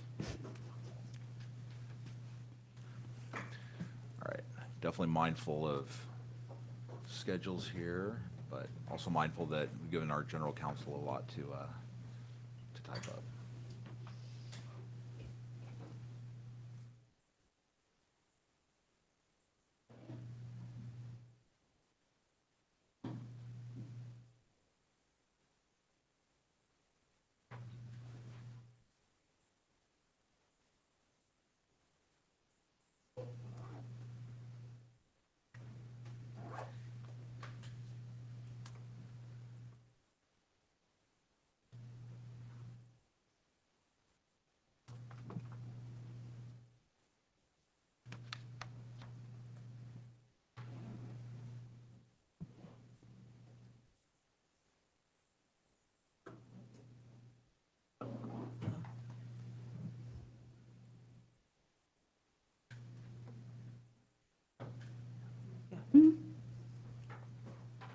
You're adding that in.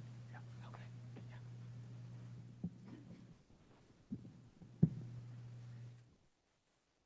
Have you gotten anything? No.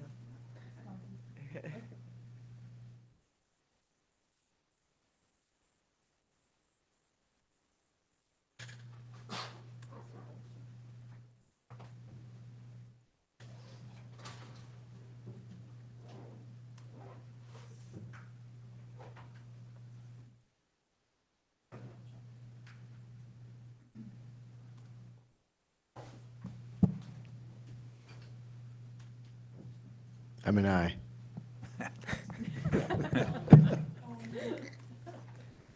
We don't have to do spell check, Elaine.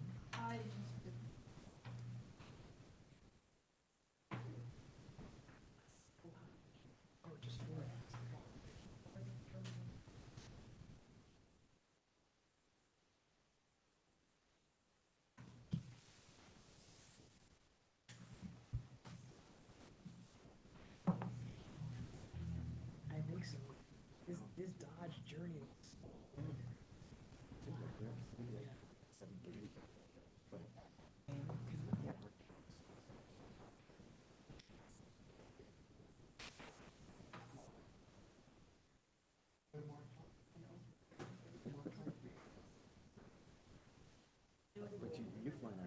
Are you flying out of Burbank or?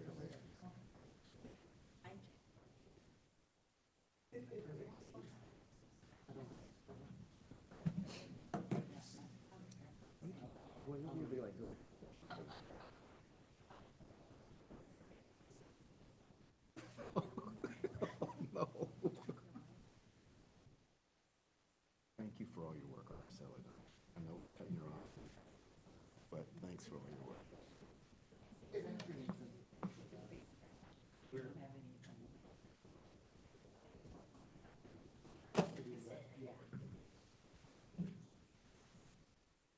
Waiting on my driver details here. What do you say? We should go. Yes. I went black SUV. So I think we should, I think we'll fit. Thank you.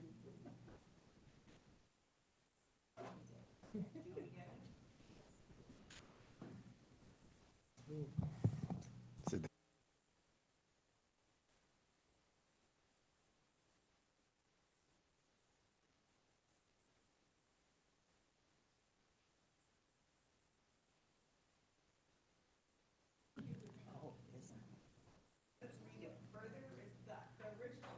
Your board, no, we don't need to read that, Lois, it's just the red. Further resolved that the Board of Trustees approves 3.1 million in the budget to support fee waivers for the July 2025 bar exam to eligible bar exam takers and authorizes staff to develop the eligibility framework, with general parameters being those who withdrew from the February 2025 bar exam or fail the exam after good faith efforts.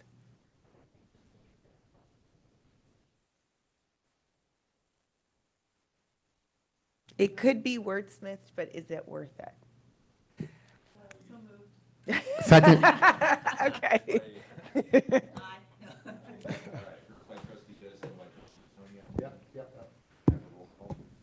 Barahona. Aye. Buenaventura, not present. Cisneros, not present, I assume? Okay. Good. Aye.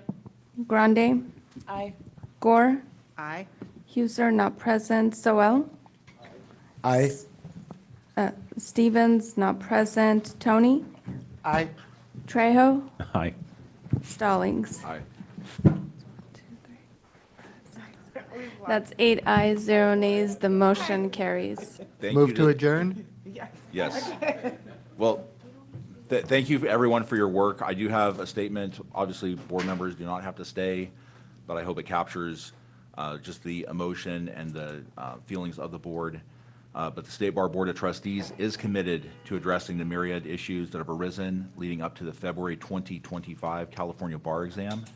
This new exam has not rolled out in the way it should have, and we, the board, apologize along with State Bar's leadership and staff.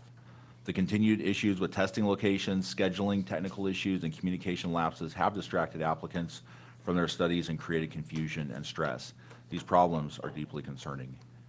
In recent weeks, State Bar staff have taken some remediation steps, including offering travel reimbursement and stipends in some situations, improving communications, coordination with Measure, Learning, and offering full refunds to those who chose to withdraw. Today, just several moments ago, the board has decided to go further. Any applicant, and this is consistent with the resolution we just passed, for the February 2025 California bar exam who chooses to withdraw or who fails the exam will receive a fee waiver for the July 2025 bar exam. And again, that should be consistent with the actual language of this statute we just passed. a resolution we just passed.